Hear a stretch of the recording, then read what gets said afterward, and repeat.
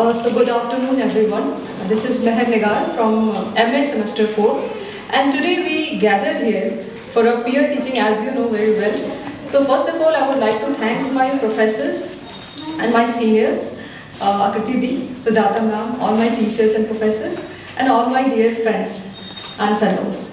So we are here to learn together on a topic which is very important in a sociological perspective, which is conflict theory. But before this, I wanted to ask some question, and not some, one question that you should think, that have you ever noticed that not everyone in our society have an equal opportunity, equal power and prestige and money? Yeah, inequality we can see in our society. This is the question. Okay, so इसे समझने के लिए हम Sujata ma'am के निर्देशन में हमारी जो टीम है इसे समझने में और सीखने में मदद करेंगे आपकी, और इसे साथ में सीखेंगे. तो guys, are you ready? Yes. Sure? Yes. Are you energetic now, या फिर आप अभी से थक रहे हो? Yes. एनर्जी है? शुरू करें? Okay, thank you so much. So इसको समझने से पहले there are some outlines which we have to understand that what we are going to learn throughout this session. The outline is as well as you can see in the slides. So after that, there is some objective we have to fulfill during this session. Okay.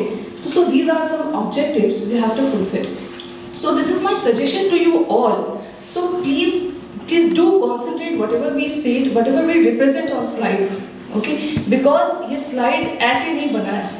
इसमें बहुत दिनों की मेहनत, नाम का निर्देशन रहा है, फिर भी कुछ कमियां मतलब हमने की होगी, हो सकता है, लेकिन मैम ने हमारे साथ बहुत मेहनत की है, तो इसमें लिखा हुआ हर एक चीज़ बहुत ही माइन्यूटली देखा गया है.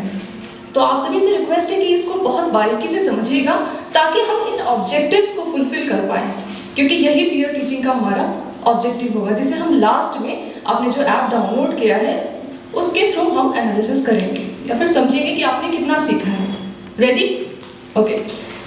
तो गोइंग फॉरवर्ड, अगर हम बात करें कि what is conflict theory, but हम conflict theory is a very huge term, तो हम डायरेक्टली ह्यूज टर्म पे नहीं आएंगे, हम बात करेंगे व्हाट इज कन्फ्लिक्ट. तो कन्फ्लिक्ट की अगर हम बात करें तो आप देखेंगे कि हम जब साथ में इकट्ठे रहते हैं ना, तो हमारे आस पास में भी हमारी कन्फ्लिक्ट हो जाती है. हम बात करते हैं, किसी का थॉट कुछ और है, किसी कुछ और थॉट से मैच नहीं करते, कन्फ्लिक्ट हो जाती है. होता है कि नहीं होता है? राइट? बट कन्फ्लिक्ट क्या है? किसी लिमिटेड रिसोर्स के लिए, एज फॉर एग्जांपल आपके पास 2 चेयर्स हैं, ठीक है, और बोला गया कि जो 99% लेके आएगा उसी को उसमें बैठने की अनुमति है ना? तो लिमिटेड रिसोर्स हुआ ना, रिसोर्स बहुत ज्यादा नहीं है, बहुत लिमिटेड रिसोर्स है, पर पॉपुलेशन कितनी ज्यादा है. तो उस पे वो सीट लेने के लिए आप क्या करोगे? कंपीट करोगे. वही होता है, उसी कंपटीशन के थ्रू कन्फ्लिक्ट उत्पन्न होता है ना? ये हुआ कन्फ्लिक्ट. Are you getting? क्या आप रिलेट कर पा रहे हैं इसको डे टू डे सिचुएशन से? अब हम बात करते हैं कन्फ्लिक्ट थ्योरी क्या है. तो जैसे कि आप स्क्रीन पे देख रहे हैं कि कन्फ्लिक्ट थ्योरी क्या है, ये एक सोशियोलॉजिकल पर्सपेक्टिव है जिसमें क्या होता है कि एक लिमिटेड रिसोर्स के लिए जो समाज है उसमें जो 2 वर्ग दिए गए हैं, जिसको कार्ल मार्क्स ने बताया है, जिसमें हम कहेंगे कि अगर हम सोसाइटी को समझें तो it explain that society is not just a part of a harmony but it is a place of continuous struggle over a limited resource. यानी समाज में भी हम देखते हैं, जैसे मैंने कन्फ्लिक्ट का उदाहरण दिया था, समाज में भी आप देखेंगे कि जो प्रेस्टीज है, पावर है, पैसे हैं, सभी तो अमीर नहीं है ना समाज में. तो ये जो एक कन्फ्लिक्ट उत्पन्न होता है कि एक पैसा जो है वो एक लिमिटेड चीज है, या फिर जो पोस्ट है, जो पावर है वो लिमिटेड है. सब कोई प्रधानमंत्री नहीं बन रहा है, सब कोई मुख्यमंत्री नहीं बन रहा है ना? तो वो एक पावर, वो बहुत लिमिटेड चीज है, बट उसको पाने के लिए आप खुद देखते होंगे पॉलिटिक्स में कैसी चीजें होती हैं. एजुकेशन के थ्रू आप क्या करना चाहते हैं, कोई पोस्ट लेना चाहते हैं, तो एक वैकेंसी आती है, उसमें कितने लाखों लोग आते हैं काम करने के लिए, तो आप उसके लिए क्या करते हैं? कम्पीट करते हैं. तो वही जो कन्फ्लिक्ट थ्योरी है वो यही दिखाना चाहती है. यानी ओवरऑल ये कहना चाहती है कि it explain that society as a place of just not a part of harmony but as a place of continuous struggle over a limited resources. Okay, तो फर्दर हम इसमें देखेंगे कि Marx emphasizes that antagonistic relationship of between the two class, okay, and the class are bourgeois and सर्वहारा वर्ग। तो अब ये दो तरीके के जो क्लास हैं जो कार्ल मार्क्स ने एम्फसाइज किया है कि जो हमारे समाज है उसमें दो तरह का वर्ग रहता है, ठीक है। पहला है बोर्जुआ और दूसरा प्रोलेटेरिएट, ओके। तो इसमें बोर्जुआ कौन है, ये सवाल आता है ना, कौन है बोर्जुआ? तो जो कैपिटलिस्ट लोग होते हैं, जो माइनॉरिटी में होता है, जैसे कि मैंने पहले ही कहा है कि समाज का हर वर्ग के पास उतना पैसा नहीं है, सब पूंजीपति नहीं है। तो जो अब जो पॉपुलेशन का जो सबसे कम पार्ट है यानी माइनॉरिटी ऑफ द पॉपुलेशन है वो है बोर्जुआ। अब इसके हम कैरेक्टरिस्टिक्स देखेंगे तो उनके पास क्या होता है, उन्हीं के पास पैसा होता है, उन्हीं के पास संपत्ति होती है, वही क्या करते हैं, जॉब प्रोवाइड करते हैं। और जॉब सीकर्स कौन है? जो प्रोलेटेरिएट है ना। जैसे कि एज फॉर एग्जांपल हम देख सकते हैं अडानी, अंबानी, है ना, उनके पास क्या है, असेट है, कंपनियां हैं, पूंजीपति लोग हैं, लेकिन हम क्या करते हैं, उनकी कंपनी में जॉब करने के लिए पढ़ाई करते हैं, काम करते हैं ना। तो ये डिफरेंसेस हैं जो कि कार्ल मार्क्स ने बताया है कि समाज में दो वर्ग होते हैं और ये दो वर्ग की ये विशेषताएं होती हैं, ठीक है। इसमें हम इस एक तरीके से ये भी समझ सकते हैं लास्ट में कि समाज जो है, यहाँ देखिए, the conflict theory believes that this inequality is the basis of the society and this conflict is the key for social change and survival। जो प्रोलेटेरिएट है वो क्या करता है, अपने लेबर को सेल करता है ना। हम मेहनत कर सकते हैं तो हम काम करते हैं जाके और उसके बदले में हमें जॉब, पैसे मिलते हैं। पर जो कैपिटलिस्ट हैं, जो पूंजीपति लोग हैं, वो क्या करते हैं, वो डिपेंड करते हैं हमारे ऊपर, डिपेंडेंट ऑन द वर्कर्स यानी प्रोलेटेरिएट जो दूसरा एक वर्ग है ना, उस पे करते हैं। पर अब आप ये बात करेंगे कि ये भी तो डिपेंडेंट है इस पे और ये भी इस पे dependent, but what is the difference between? जो रिसोर्स का डिस्ट्रीब्यूशन हुआ वो इक्वल नहीं है, इनके पास ज्यादा है, तो जिसके पास जितने ज्यादा पावर रहेगी वही रूल करेगा ना, तो they are the ruler, right? Okay, going forward, this is the model of conflict theory which is beautifully described here. We can see that how जो हमारा pattern of inequality है, how it is distributed into two, right, as we seen earlier, and after that conflict between Jews due to inequality, इन दो वर्ग के बीच क्या होता है, inequality develop होता है, ठीक है। फिर क्या होगा, revolution होगा। जब दो जगह conflict होगी तो क्या होगा, revolt होगा, लोग चाहेंगे कि हमें आना है, ये करना है ना, वो अपनी बात रखना चाहेंगे। और जब रिवॉल्ट होता है तभी क्या होता है, रीऑर्गेनाइजेशन ऑफ सोशल स्ट्रक्चर होता है। समाज में जब दो वर्ग है, अब एक वर्ग चाह रहा है आगे आना, तो क्या हुआ, पहले से जो बना बनाया एक स्ट्रक्चर है उसमें चेंजेस तो आएगा, वो होता है रीऑर्गेनाइजेशन ऑफ द स्ट्रक्चर।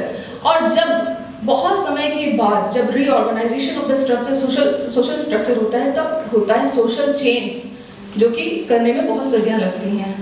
तो ये होता है सोशल चेंज। तो इसे बहुत एक बेहतरीन कोट के साथ हम समझ सकते हैं, जो ये कोट कहता है कि the proletarians have nothing to lose but their chains, okay, they have a world to win, उनके पास पूरी दुनिया है जीतने के लिए, correct? Okay, going forward we will talk about the Karl Marx, okay, he is a Greek philosopher. But यहाँ पे उससे पहले भी अगर हम बात करें कि कन्फ्लिक्ट की जो बात है, क्या कार्ल मार्क्स ने सबसे पहले कही थी? नहीं। आपने देखा, यहाँ पे आप देख सकते हैं हेराक्लिटस, ओके, इन्होंने, ये ग्रीक फिलोसोफर थे, तो कितने पहले, 540 BC के दौरान उन्होंने ये बात कन्फ्लिक्ट की उन्होंने थ्योरी दी थी, थ्योरी नहीं दी थी, उसके बारे में कहा था, है ना।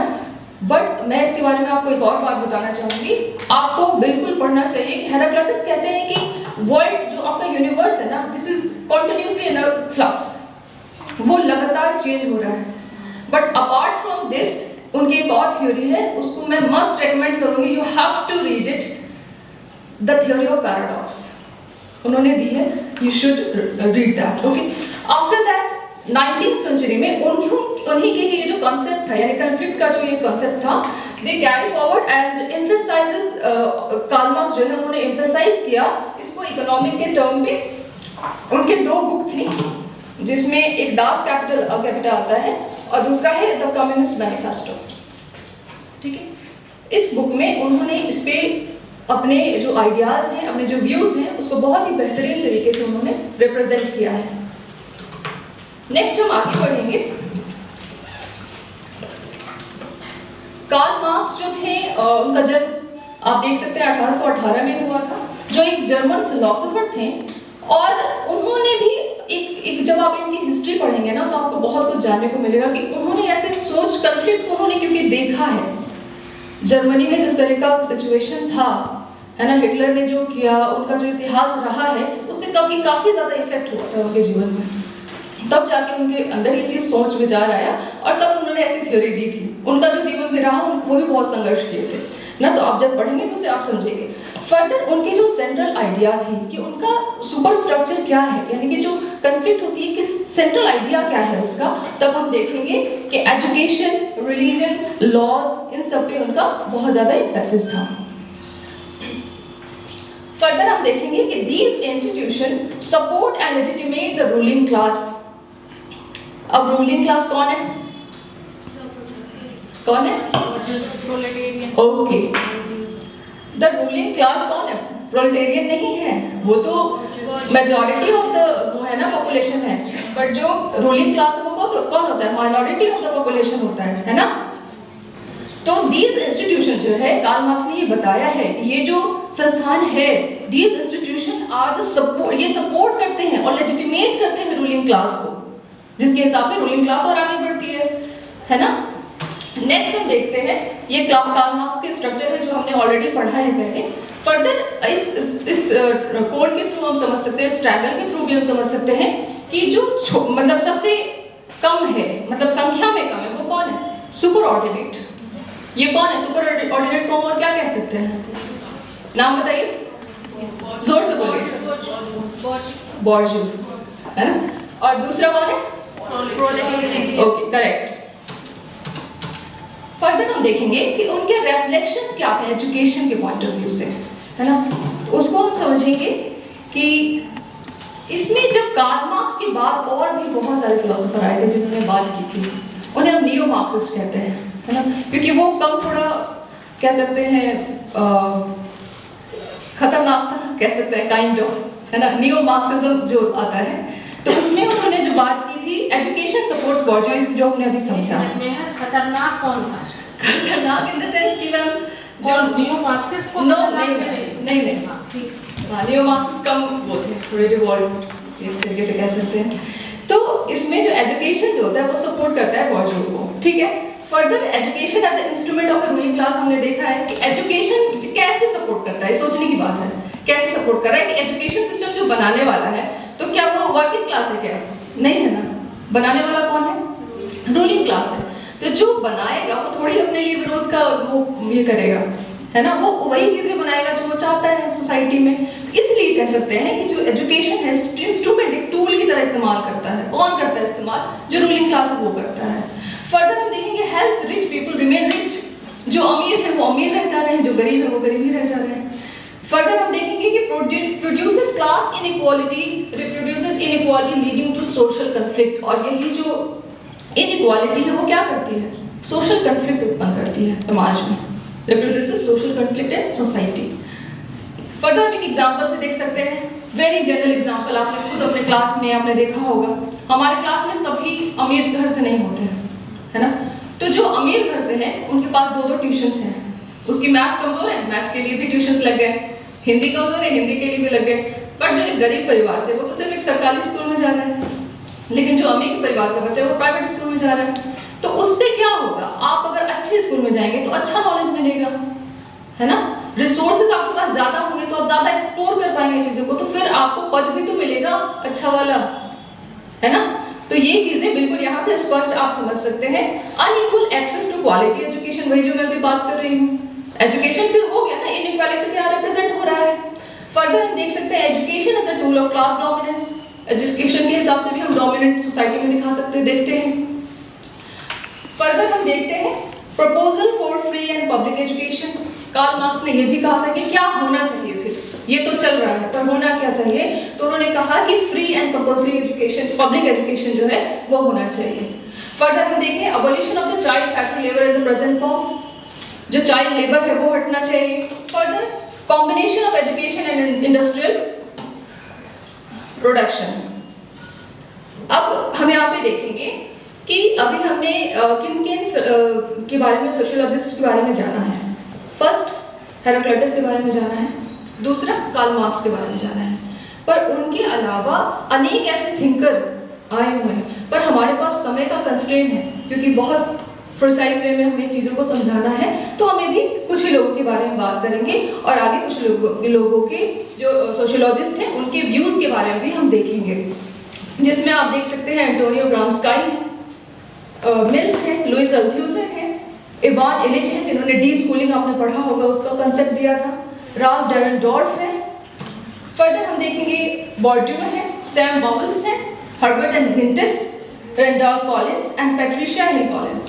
इनके बारे में हम आगे फर्दर पढ़ेंगे। For the next I would like to call Pooja, please come.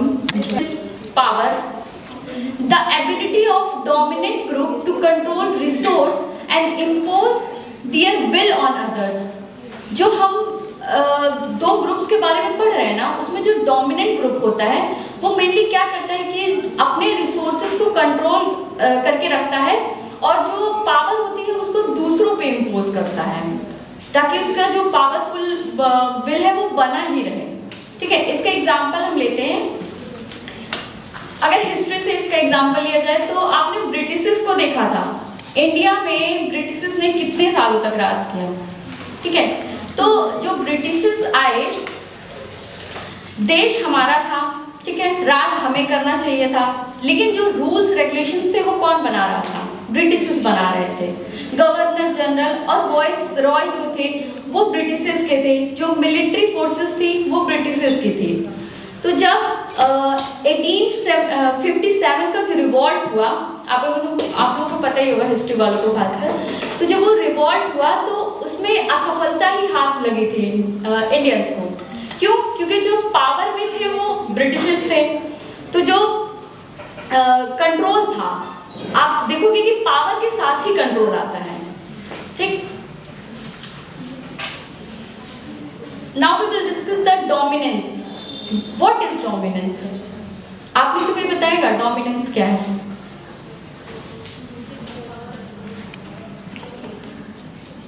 Suppressing the weaker section. हाँ, कह सकते हैं कुछ हद तक। It means a situation in which a group has a power or control over others. And they uses that power to maintain superiority. Superiority को maintain करने के लिए उस power का use करते हैं। जैसे इंग्लिश लैंग्वेज, ब्रिटिशर्स ने इंग्लिश लैंग्वेज को इंडिया में लाया था सिर्फ और सिर्फ कम्युनिकेशन के लिए, लेकिन जब वो उसको इम्पोज करने लगे तो उन्होंने इंग्लिश लैंग्वेज को जो है वो मॉडर्न और सिविलाइज्ड वे में प्रेजेंट किया। जैसे कि हाई एडमिनिस्ट्रेटिव जॉब्स के लिए इंग्लिश को बिल्कुल कंपलसरी कर दिया गया, और जो हिंदी लैंग्वेज थी उसको बहुत लेस पावरफुल दिखाया गया, डिमेन किया गया उन चीज़ों को। ठीक है, जो कि आज तक आप देख रहे हो कि इम्पोज ही होता आ रहा है। जिनके पास इंग्लिश का नॉलेज है उनको ज़्यादा एजुकेटेड कहा जाता है हमारी सोसाइटी में। चलिए अब नेक्स्ट टॉपिक की तरफ मूव करते हैं।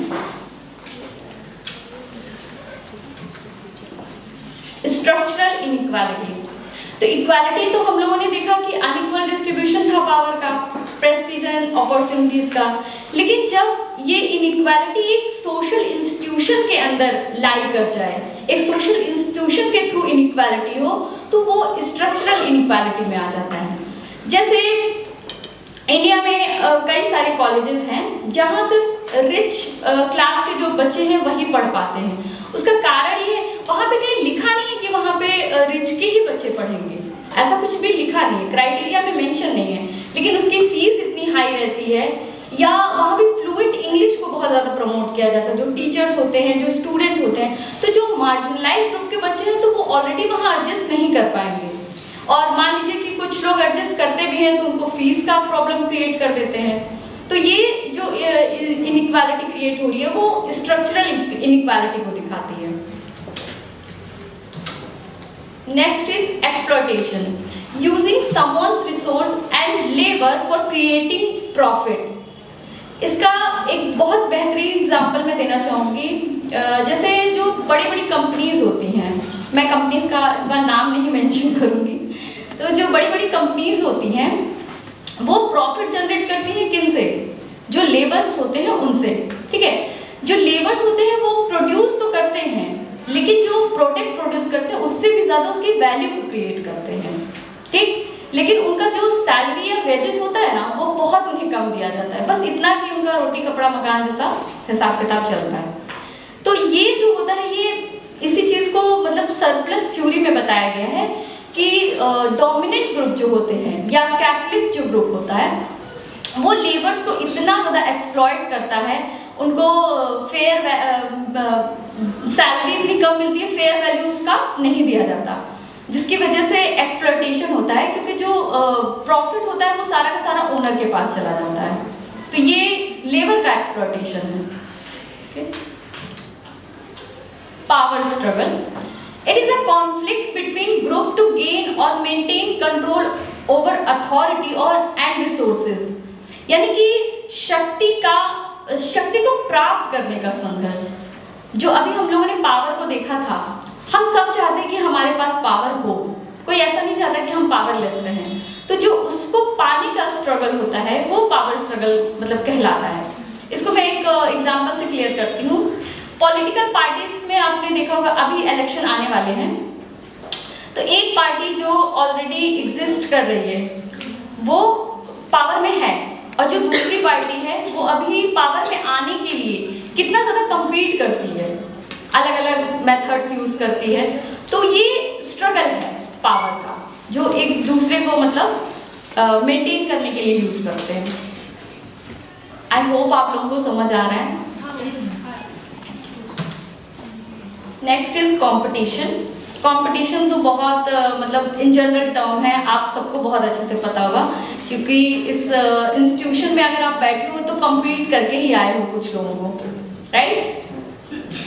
When two or more groups compete to gain access to limited resources is called as competition. जैसे यहाँ की मैं अगर बात करूँ तो यहाँ पे लिमिटेड सीट्स थी, सिर्फ 60 सीट्स थी, या मैं BHU की बात करूँ तो वहाँ पे जो लिमिटेड सीट्स थी वो कंपटीशन को शो करता है कि मतलब फॉर्म भरने के लिए तो लोग 1000, 5000, 10,000 तक भी भरे गए होंगे, लेकिन मिला किनको? जो उस चीज़ के लिए वर्क किए, जो मेहनत किए, उनको ही सीट्स अलॉट हुई, ठीक है। देन कॉन्फ्लिक्ट के बारे में तो आपने अभी लंबा चौड़ा लेक्चर ऑलरेडी सुन लिया है, तो आपको पता ही होगा, ठीक है। टेंशन काफ़ी ज़्यादा पॉपुलर है ना, एक साइकोलॉजिकल टर्म है टेंशन, जो मुझे लगता है कि इस क्लास में हर किसी को भी मतलब होगा, राइट? तो tension it is a psychological state which is arise when there is a conflict, disagreement, inequality और प्रेशर बिटवीन टू ग्रुप्स। जैसे इसका एग्जांपल है कि मान लीजिए स्कॉलरशिप है, ठीक है। स्कॉलरशिप के बहुत लिमिटेड आती है किसी भी इंस्टीट्यूशन में, लेकिन उसके जो नीडी स्टूडेंट्स होते हैं वो ज़्यादा हैं। अब इंस्टीट्यूशन को कुछ लोगों को तो स्कॉलरशिप देनी ही होगी, और वो अपने अकॉर्डिंगली बांट देती है, जब मतलब उसको जिसका मन होता है उसको दे देती है। तो यहाँ पर जो स्टूडेंट्स हैं जिनको स्कॉलरशिप नहीं मिली है, उनके बीच फ्रस्ट्रेशन क्रिएट हो रहा है कि उन्हें नहीं मिला, जबकि जो ये है इंस्टीट्यूशन है वो इस बात को बार बार एक्सप्लेन कर रही है, अपने आप को क्लियर चिट दे रही है कि नहीं मैं तो बहुत रूल्स रेगुलेशन के साथ इस चीज़ को फॉलो किया हूँ, ठीक। तो इन दोनों के बीच जो क्रिएट हो रहा है वो एक टेंशन की सिचुएशन क्रिएट हो रही है दो ग्रुप्स के बीच, जो कि दिख तो नहीं रहा है लेकिन क्रिएट हो रही है।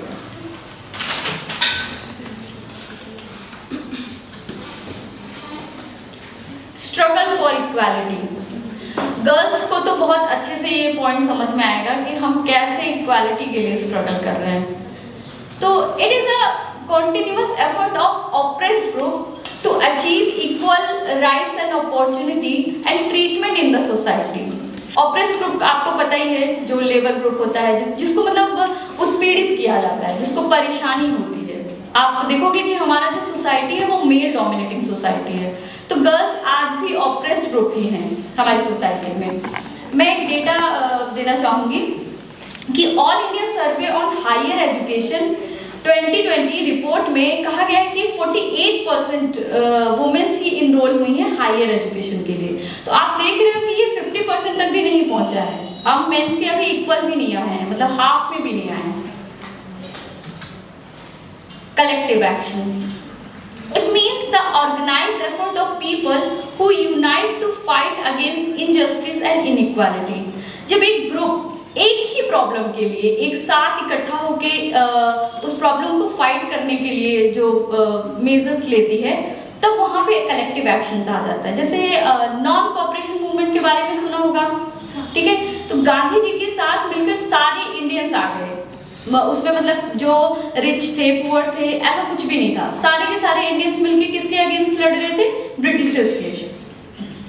तो वो कलेक्टिव एक्शन को शो करता है। Revolutionary change, it means making change in social, economic and political system to reduce inequality। Conflict जो होता है वो दो लोगों के बीच या दो ग्रुप्स के बीच होता है, लेकिन रिवोल्यूशनरी चेंज जो होता है एक ये बहुत बड़ा चेंज होता है, ये एक दिन में नहीं होता है। ये नहीं है कि मतलब आज 4 दिन किसी चीज के लिए हम लड़ाई की और मिल गया, महीने की, नहीं, ये सालों लग जाते हैं। जैसे इसका बेस्ट एग्जांपल मैं दूंगी तो फ्रेंच रेवोल्यूशन के बारे में सुना है, जहां मोनार्की जो थी उसके लिए लड़ाई की गई थी और जो वहां के लेबर ग्रुप थी उनको फिर उसमें जीत हासिल हुई थी, ठीक है। लास्ट पॉइंट है वॉर। वॉर को मैं डिफाइन करना चाहूंगी कि ये एक्सट्रीम और वॉयलेंट फॉर्म ऑफ कॉन्फ्लिक्ट होता है। दो ग्रुप या इंडिविजुअल के बीच तो conflict is just like normal हो सकता है, बट जो वॉर होता है वो 2 कंट्रीज के बीच होता है। ऐसा नहीं है कि बस अपनी ही कंट्री में।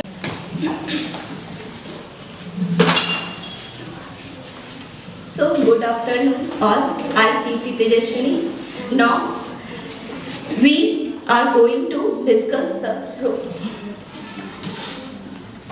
the role of education from the perspective of conflict theory.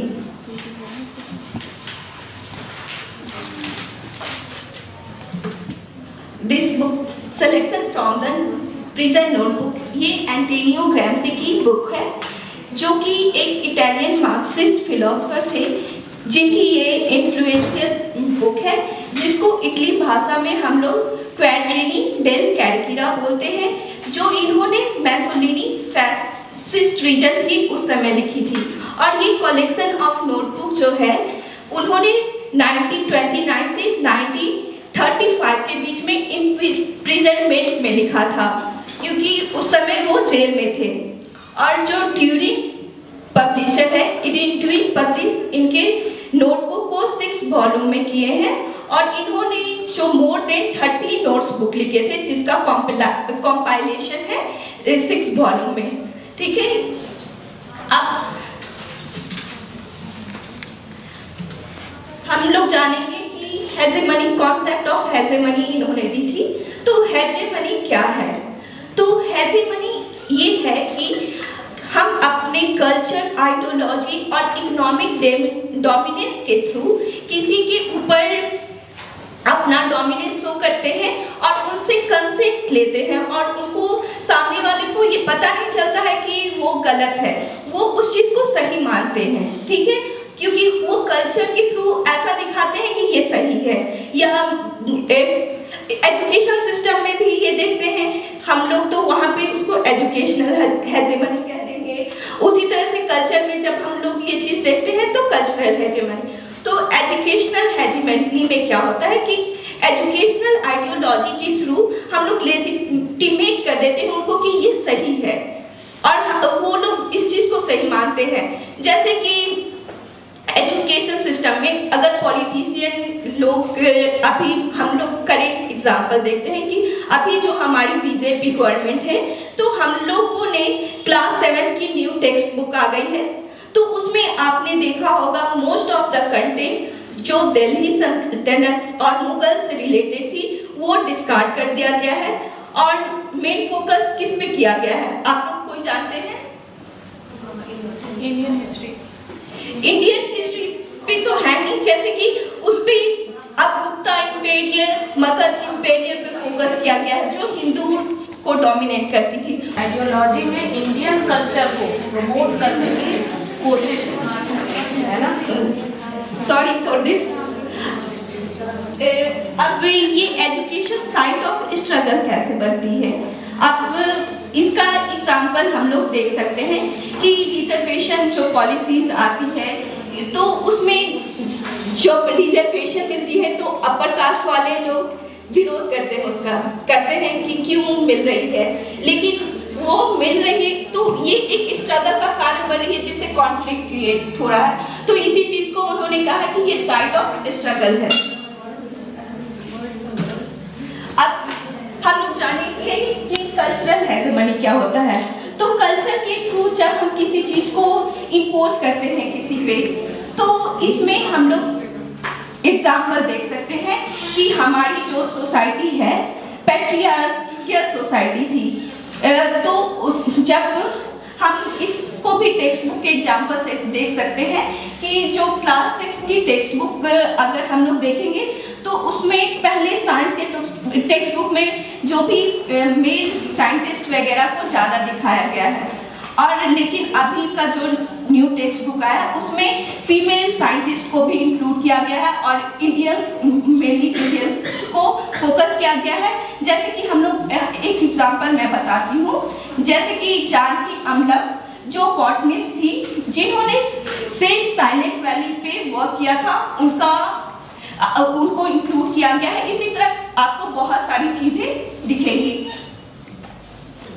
अब ये रिप्रोडक्शन ऑफ सोशल इनइक्वालिटी कैसे बढ़ती है, जैसे कि किड्स जो रिच फैमिली के होते हैं तो उनको बेटर स्कूल भी मिलता है और अगर उन्हें ट्यूशन की जरूरत है तो ट्यूशन भी मिल जाते हैं, लेकिन जो लोअर सेक्शन के हैं उनके पास न तो एक अच्छी स्कूल गवर्नमेंट स्कूल में जाते हैं, न ट्यूशन के लिए उतने पैसे हैं कि वो ट्यूशन, तो ये सोशल इनइक्वालिटी रिप्रोड्यूस करती है।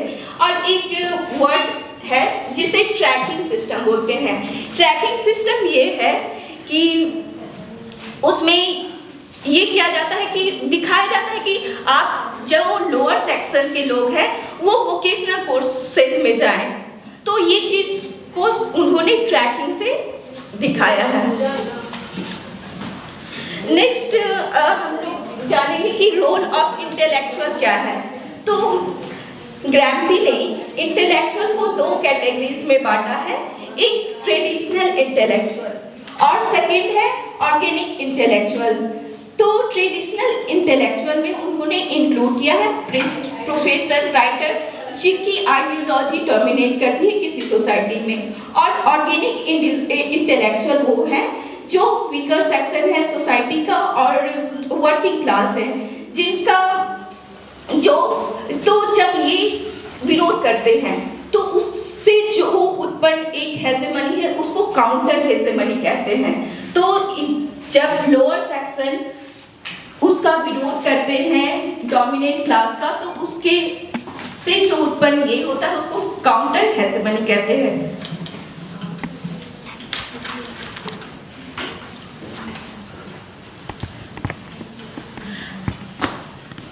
अब ये आपने देखा होगा, हमारी कलीग महर ने आपको सी डाइट मिल का पिक्चर दिखाया। पावर इलिट जो बुक है उसमें सी मिल ने बताया है कि जो पावर है एक स्मॉल ग्रुप के अंदर कंसंट्रेटेड है, जैसे कि वो क्या हो पॉलिटिकल, मिलिट्री और कॉर्पोरेट लोग के हाथ में। तो इसमें ये है कि अब हम इसको एग्जांपल से ये मेनली ये फोकस करते हैं, इन्हीं के बेसिस पे पॉलिसी बनती है। अगर जहाँ पे हमें जरूरत है बजट की तो इनसे इन्फ्लुएंस होके बजट भी बनती है। जैसे कि इनका हम एग्जांपल देख सकते हैं। इलेक्टोरल बॉन्ड के बारे में आप लोगों ने सुना है? सुना है, तो उसका क्या प्रॉफिट या लॉस है आपको पता है गवर्नमेंट को उससे? प्रॉफिट होता है, किसी ने आंसर दिया। तो इसका ये 2018 में आई थी। तो इसमें ये था कि जो कॉर्पोरेट और बिजनेस हैं वो गवर्नमेंट को इलेक्शन के समय बॉन्ड के थ्रू मनी देते हैं, लेकिन उस एनोनिमस होता है, पता नहीं चलता है कि वो पैसा किसके नाम से आया है। लेकिन बाद में अगर वो रूलिंग में आ जाती है वो गवर्नमेंट, तो नेक्स्ट वो क्या करती है कि जहाँ से उन्हें ज़्यादा मनी आया है उनके लिए कुछ ना कुछ प्रॉफिट रिलेटेड उनके बजट में दिखेगा। तो ये एक पावर इलीट का हम लोग एग्जाम्पल देख सकते हैं, जहाँ पॉलिटिकल और जो बिजनेस टाइकून है उनके बीच रिलेशन दिख रहा है। इसी तरीके हम मिलिट्री वगैरह में भी देख सकते हैं। अब education as a gatekeeper institution कैसे है, इस चीज पर हम लोग फोकस करते हैं। तो इसमें आप लोग मिशनरीज स्कूल के बारे में जानते हैं, और कॉन्वेंशनल जो अभी भी बहुत सारे प्राइवेट स्कूल भी हैं जहाँ पर फी भी बहुत ज़्यादा है, और वहाँ पर सिर्फ पेरेंट्स का बच्चे का इंटरव्यू नहीं होता है या टेस्ट नहीं होता है, यहाँ तक कि उनके पेरेंट्स का भी टेस्ट होता है एंड ऑल। तो वहाँ पर कौन से बच्चे जाएंगे जिनके पेरेंट्स एजुकेटेड होंगे, जिनके पास ज़्यादा नॉलेज होगा। और एक मूवी का आप लोग देखे कि नहीं वो मुझे नहीं पता, परीक्षा मूवी आप में से किसी ने देखी है? हाँ, तो आप उसमें कुछ बताना चाहेंगे, उसमें क्या दिखाया गया है? उसमें एक रिक्शा चालक अपने बच्चे को पढ़ाने के लिए स्ट्रगल करता है एक बहुत ही रेप्यूटेड स्कूल में, लेकिन इनिशियली उसे बहुत दिक्कतें फेस करनी पड़ती हैं। एक्चुअली में वो रिक्शा वाला उस स्कूल के बच्चों को मतलब एक जगह से दूसरे जगह लेके जाता है, लेकिन उसका मन में बाद में आता है कि नहीं, मैं अपने बच्चे को पढ़ा सकता हूँ। उसके लिए उसने बहुत सारे अनडिफाइंड मेजर्स भी यूज़ किए थे बाद में, जिसकी वजह से उसे काफ़ी तकलीफ़ों का भी सामना करना पड़ा था, लेकिन बाद में उसका बच्चा बहुत अच्छा हो गया था। हाँ, उसमें कुछ निगेटिव चीज़ें भी दिखाई गई हैं, लेकिन हम वहाँ पर से पॉजिटिव चीज़ें देख सकते हैं कि कैसे एक फादर स्ट्रगल कर रहा है अपने बच्चे को एक अच्छे स्कूल में कि उसका फ्यूचर अच्छा बन सके, जिससे उसका बच्चा आगे जाके वो जो चीज़ बनना चाहता है वो बन सके, उसके लिए स्ट्रगल कर रहे हैं। तो इस मूवी में वही दिखाने की कोशिश की गई है। अब हम लोग नेक्स्ट जानेंगे कि इलाइट यूनिवर्सिटी जो है रिप्रोड्यूसिंग ऑथोरिटी एंड पावर कैसे, तो इसका भी हम लोग एग्जाम्पल से ही जानेंगे कि इसमें क्या है। आईवी लीग है, ये यूएसए में एक लीग है जिसमें 8 यूनिवर्सिटीज का यूनियन है, जिसमें हार्वर्ड यूनिवर्सिटी आती है, येल यूनिवर्सिटी आती है, ऐसे ही बहुत सारी यूनिवर्सिटी आती है जहाँ मोस्टली वहाँ के प्रेसिडेंट और मोस्ट सीईओ सुप्रीम कोर्ट के जज निकल के आए हैं। तो उनमें कुछ प्राइम मिनिस्टर का मैं नाम दूंगी, ट्रम्प, ब्यूश और बिल क्लिंटन जैसे नामी यूएस प्रेसिडेंट वहाँ से पढ़े हैं, और सुंदर पिचाई का तो नाम आप लोग सुने होंगे, वो भी वहीं से पढ़े हैं। तो ये सब इलीट यूनिवर्सिटीज में आते हैं, जहाँ पर मतलब कि जो अमीर हैं वही लोग पढ़ते हैं, और वहाँ से जो पढ़ रहे हैं तो उनकी जो एक अलग ही ये होती है, और वो आगे जाकर कुछ अच्छा ही करते हैं।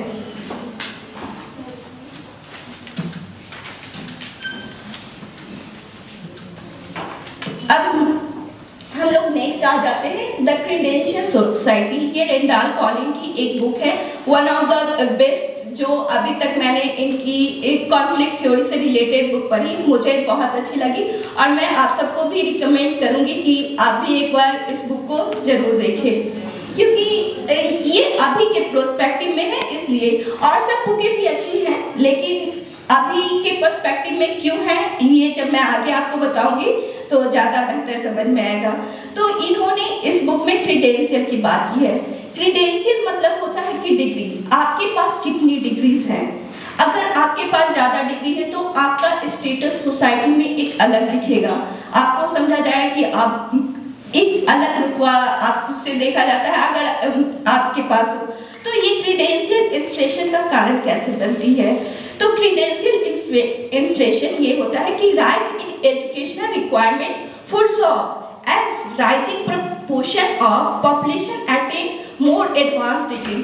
तो इसमें ये है कि जब एक डिग्री बहुत सारी पॉपुलेशन के पास आ जाती है तो उसका डिफ्लेशन हो जाता है, फिर आपको उससे ज़्यादा डिग्री चाहिए उस जॉब के लिए। एक एग्जांपल देख सकते हैं हम लोग कि पहले कोई जॉब के लिए आपके पास 10th की ही क्वालिफिकेशन मांगी जा रही थी, लेकिन अब उसी जॉब के लिए आपको 12th क्लास की क्वालिफिकेशन मांगी जा रही है। तो ये क्रीडेंशियल इन्फ्लेशन का एक कारण है। इसी तरह से जो सेकेंड हमारा है कि education does not mainly develop skill, it mainly gives credential. ये आपको क्रीडेंशियल देती है।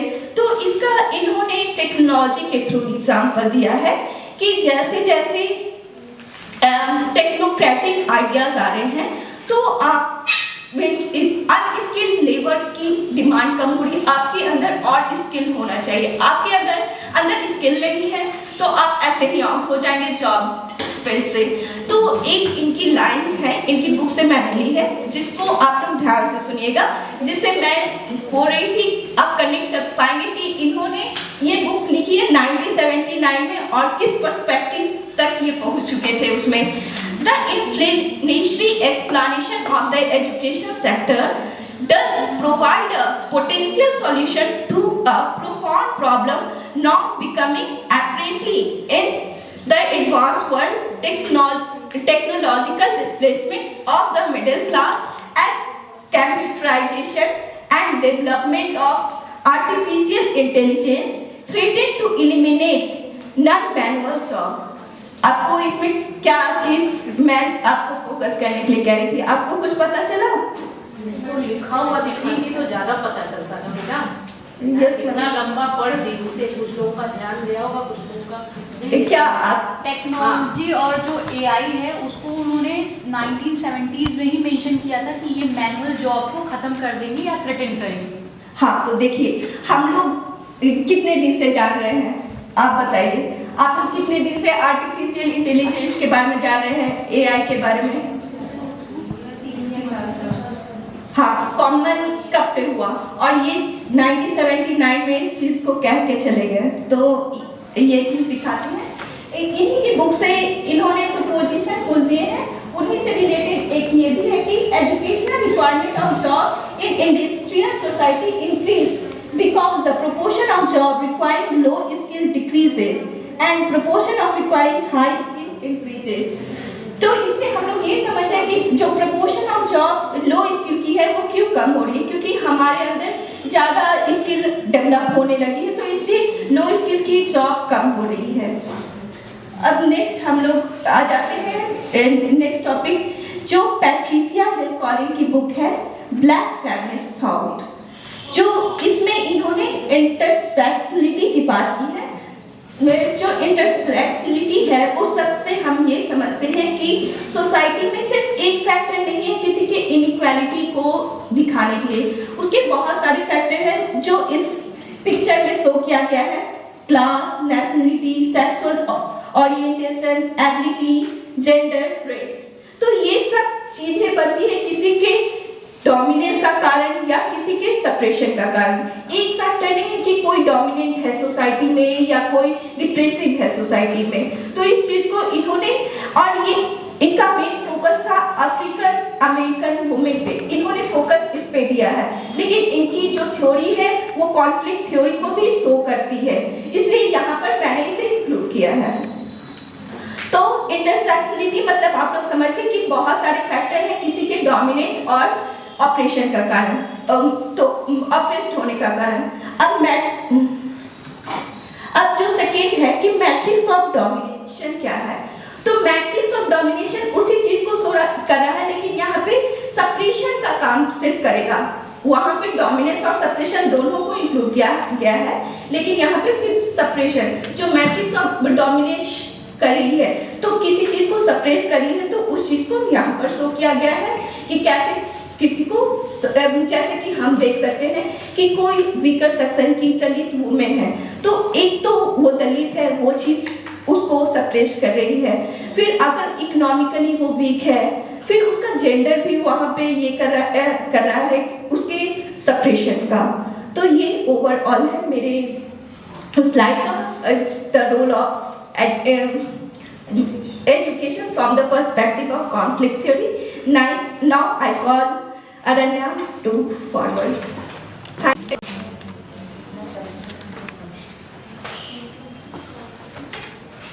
Good afternoon, everyone. In continuation with the ongoing slides and the ongoing views, अब मैं आगे बात करने वाली हूँ आज के हमारे नेक्स्ट सोशियोलॉजिस्ट के बारे में, जिनका नाम है राल्फ डारेंडॉर्फ। इनके लाइफ डिटेल्स हमने डिस्प्ले किए हुए हैं and there are few of his major works जिसमें उन्होंने अपने काफ़ी सारे क्रूशियल कॉन्सेप्ट्स के बारे में डिस्कस किया है, जो अभी हम आगे जाके देखने वाले हैं।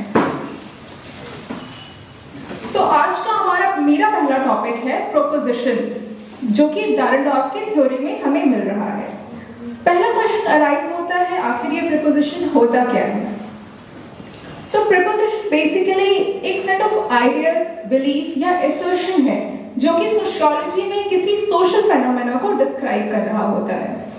अब कोई भी सोशियोलॉजिस्ट अगर कोई फेनोमेना ऑब्जर्व कर रहा है तो उसे वो थ्योरेटिकल स्टेटमेंट्स की हेल्प से एक सिस्टमेटिक वे में प्रेजेंट करता है और फिर उसे ही हम प्रोपोजिशन का नाम देते हैं।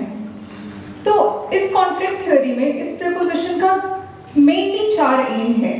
पहला, व्हाई कॉन्फ्लिक्ट एग्जिस्ट, यानी कि कॉन्फ्लिक्ट क्यों होता है। Second, who participate in this conflict, यानी कि कॉन्फ्लिक्ट में कौन इन्वॉल्व होता है। Third, how conflict becomes organised, यानी कि कॉन्फ्लिक्ट कैसे ऑर्गेनाइज होता है। And last, how conflict leads to social change, यानी कि कॉन्फ्लिक्ट से सोशल चेंज कैसे आता है। अब बात आती है कि आज के ज़माने में हमें ये प्रोपोजिशन पढ़ना क्यों ज़रूरी है। तो देयर आर 3 मेजर पॉइंट्स जिसके हेल्प से हम ये हाईलाइट करते हैं। पहला कि जो डारेंडॉर्फ का प्रोपोजिशन है वो एक्सप्लेन करता है मॉडर्न ऑर्गेनाइजेशन में कॉन्फ्लिक्ट। हमने मार्क्स की थ्योरी अभी पढ़ी, हमारी एक कलीग ने आपको पढ़ाया, तो उसमें हमने देखा इकोनॉमिक डिटरमिनेंट को काफ़ी ज़्यादा प्रोमिनेंस मिला, राइट। बट आज के मॉडर्न ऑर्गेनाइजेशन में हम क्या ये चीज़ फुली अडॉप्ट कर सकते हैं? नहीं। किसी भी इंस्टीट्यूशन में पूरी तरीके से जो कॉन्फ्लिक्ट होता है वो इकोनॉमिक बेसिस पे नहीं होता है। तो वो थ्योरी जो मार्क्सियन थ्योरी थी वो आज के ज़माने में एप्लीकेबल कुछ हद तक नहीं है। नेक्स्ट है उसी चीज़ को डिस्क्राइब कर रहा है कि उनके प्रीपोजिशंस बियॉन्ड कैपिटलिज्म अप्लाई होते हैं, यानी कि पूंजीवाद के आगे भी वो जो भी इनकी प्रोपोजिशन है वो आज के ज़माने में काम आ रहे हैं। और थर्ड आता है हमारे डेली पार्ट स्ट्रगल्स को वो समझने में हेल्प करते हैं। अब राल्फ डारेंडॉर्फ का ये मानना था कि समाज में बहुत सी जटिलताएं होती है और हमें उनके साथ ही जीना सीखना चाहिए। ये उनका एक कोट है जो कि उन्होंने यूथ के लिए दिया, learn to live with complexity, do not try to simplify the world into one in which you live in a homogenous ethnic environment with very simple beliefs and convictions, because that is the world of war and destruction. और यहाँ पे मैंने एक summary की तरह आपको 8 preposition display किया है जिसके बारे में हम एक एक करके आगे बात करने वाले हैं। So here is our first proposition, proposition number 1, conflict is normal and inevitable. इससे हम क्या समझते हैं? किसी भी सोसाइटी की अगर हम बात करें तो वहाँ पे कॉन्फ्लिक्ट एक बहुत आम सी चीज़ होती है।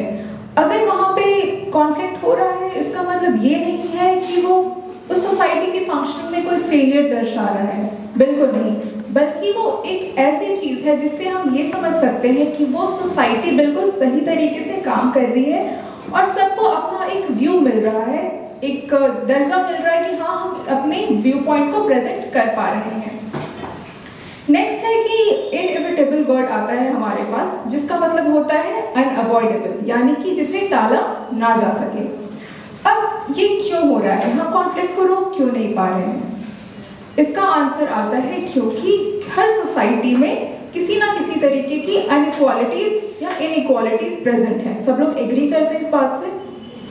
अब ये इनइक्वालिटी हमें मेजरली 3 तरीके से देखने को मिलती है। पहला, authoritative inequality, second decision making power में इनइक्वालिटी, और थर्ड प्रिविलेज के एक्सेस में इनइक्वालिटी। अब अगर हम इसे एजुकेशनल पर्सपेक्टिव में अडॉप्ट करने की कोशिश करते हैं तो हम देखेंगे काफ़ी सारे बार ऐसा होता है कि स्टूडेंट्स क्वेश्चन करते हैं रूल्स और रेगुलेशन को लेके। क्लास का टाइम क्यों है ऐसा, एग्जामिनेशन सिस्टम का ये ड्यूरेशन क्यों है, तो क्या उसका बेसिस कहीं से भी इकोनॉमी है? नहीं, पर ये तो हमारे दिन प्रतिदिन की लाइफ में आ रहा है, राइट? ये कॉन्फ्लिक्ट अराइज हो रहा है। तो हम एजुकेशनल फील्ड में भी देख सकते हैं कि ये कॉन्फ्लिक्ट होना काफ़ी नॉर्मल सी चीज़ है। नेक्स्ट आता है conflict is not limited to economic sphere. Again जो हम वापस जाते हैं मार्क्सियन थ्योरी में, जहाँ पे बात हुई थी इकोनॉमी बेसिस पे, लेकिन ये हम नियो मार्क्सिस्ट जो राल्फ डॉरेनडॉर्फ है वो एक नियो मार्क्सिस्ट हैं जिन्होंने बताया कि जो कॉन्फ्लिक्ट है वो इकोनॉमी से आगे भी बढ़कर होती है। इन्होंने एक नया पर्सपेक्टिव प्रोवाइड किया जिसके बेसिस पे कॉन्फ्लिक्ट थ्योरी हम आज के ज़माने में अडॉप्ट कर रहे हैं। उन्होंने मार्क्स की थ्योरी को काफ़ी एक्सप्लिसिटली रिजेक्ट किया था और उनका कहना था कि पॉलिटिकल इंस्टीट्यूशन हो, रिलीजियस इंस्टीट्यूशन हो या फिर सबसे इम्पॉर्टेंट एजुकेशनल इंस्टीट्यूशन, वहाँ पे भी कॉन्फ्लिक्ट अराइज होता है और उसका बेसिस इकोनॉमी बिल्कुल भी होना ज़रूरी नहीं है। इसे हम बहुत छोटे एग्जाम्पल से समझ सकते हैं, जैसे कि काफ़ी सारी कमिटीज़ और पॉलिसीज़ आए इंडिया में जिन्होंने 3 लैंग्वेज फॉर्मूला को प्रमोट करने की बात की, right? But there are certain states जिसमें से एक है तमिलनाडु।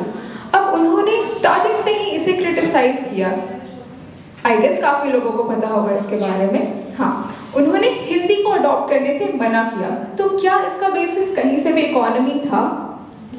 नो, एवरीबॉडी एग्रीज इसका कहीं से भी रिलेशन इकोनॉमी से नहीं था। तो इस एग्जाम्पल से हम ये प्रूव कर सकते हैं कि इकोनॉमी हमारी बेसिस नहीं है कॉन्फ्लिक्ट की। नेक्स्ट हम आगे बढ़ेंगे प्रपोजिशन नंबर 3 की ओर, which says that authority is the primary source of conflict. तो हर सोशियोलॉजिस्ट का एक पर्टिकुलर व्यू होता है कि हाँ, अगर ये नहीं तो ये सही, राइट? मार्क्स ने लिया इकोनॉमी, अब जो डॉरेनडॉर्फ है वो प्रायोरिटाइज करते हैं अथॉरिटी को। अब ये कैसे करते हैं? बेसिकली अथॉरिटी टर्म जो आता है उसका मतलब होता है legitimate right to command and expect obedience in return. Hindi में बोले तो वो एक वैधिक अधिकार है जिससे हम आज्ञा देते हैं और इन रिटर्न हम आज्ञाकारिता को एक्सपेक्ट कर रहे होते हैं। अब राल्फ डॉरेनडॉर्फ का मानना ये था कि authority relations are the real generators of conflict. हम कहीं भी देखें, अगर कॉन्फ्लिक्ट अराइज हो रहा है तो कहीं ना कहीं अनइक्वल एक्सेस ऑफ अथॉरिटी की वजह से हो रहा है। कुछ लोग ऐसे होते हैं जो रूल्स बना रहे हैं और कुछ लोग ऐसे होते हैं जो डायरेक्टली उसको फॉलो कर रहे हैं, और ये रीजन हो रहा है कॉन्फ्लिक्ट के अराइज होने का। एक एग्जाम्पल देख ले, वापस से हम अपने पिछले एग्जाम्पल से थोड़ा रिलेट करते हैं कि अगर सपोज अथॉरिटी, यहाँ के एडमिनिस्ट्रेशन ने हमें एक रूल दे दिया कि आपको सुबह 1 घंटे पहले आना है एंड आपको ओवर टाइम वर्क करना है, तो काफ़ी सारे लोग यहाँ पे लाइक उसे क्रिटिसाइज करेंगे, क्यों आया? Students, teachers and even admin में भी काफ़ी सारे मेंबर्स होंगे जो इसे क्रिटिसाइज करेंगे, राइट? अब ये क्या इसलिए है क्योंकि बच्चों या टीचर्स को डिसिप्लिन पसंद नहीं है? Is it so? ऐसा तो नहीं है। वो क्यों हो रहा है? उसके पीछे का रीज़न ये हो सकता है क्योंकि बच्चों से हमने परामर्श नहीं लिया। कोई अगर हम ऑर्गेनाइज कर रहे थे मीटिंग किसी चीज़ को सोच के कि ये टाइम का फ्लेक्सिबिलिटी आया होगा, अब उसमें अगर बच्चे पार्टिसिपेट करते तो उन्हें ये नहीं फील हो रहा होता कि हाँ, हमें एक रूल मिले, बस रूल दिया जा रहा है और हमें उसे फॉलो करना है। वो उसमें अकाउंटेबल फील करते, लेकिन ये अकाउंटेबल नहीं फील करने की वजह से उन्हें एक अथॉरिटेटिव फीलिंग महसूस हुई कि हाँ, हमें हमारे ऊपर रूल किया जा रहा है और इस वजह से उस ऑर्गेनाइजेशन में कॉन्फ्लिक्ट आया, राइट? अब आगे बढ़ते हैं। Preposition number 4, which says society is organized into imperatively coordinated association. ये एक बहुत टेक्निकल टर्म है जो डॉरेनडॉर्फ ने अपनी कॉन्फ्लिक्ट थ्योरी एक्सप्लेन करने के लिए दी। इसमें बेसिकली डॉरेनडॉर्फ डिस्क्राइब करते हैं ऑर्गेनाइजेशंस को, और उनका मानना था कि जो भी ऑर्गेनाइजेशन है वो इम्पेरेटिवली कोऑर्डिनेटेड एसोसिएशंस है।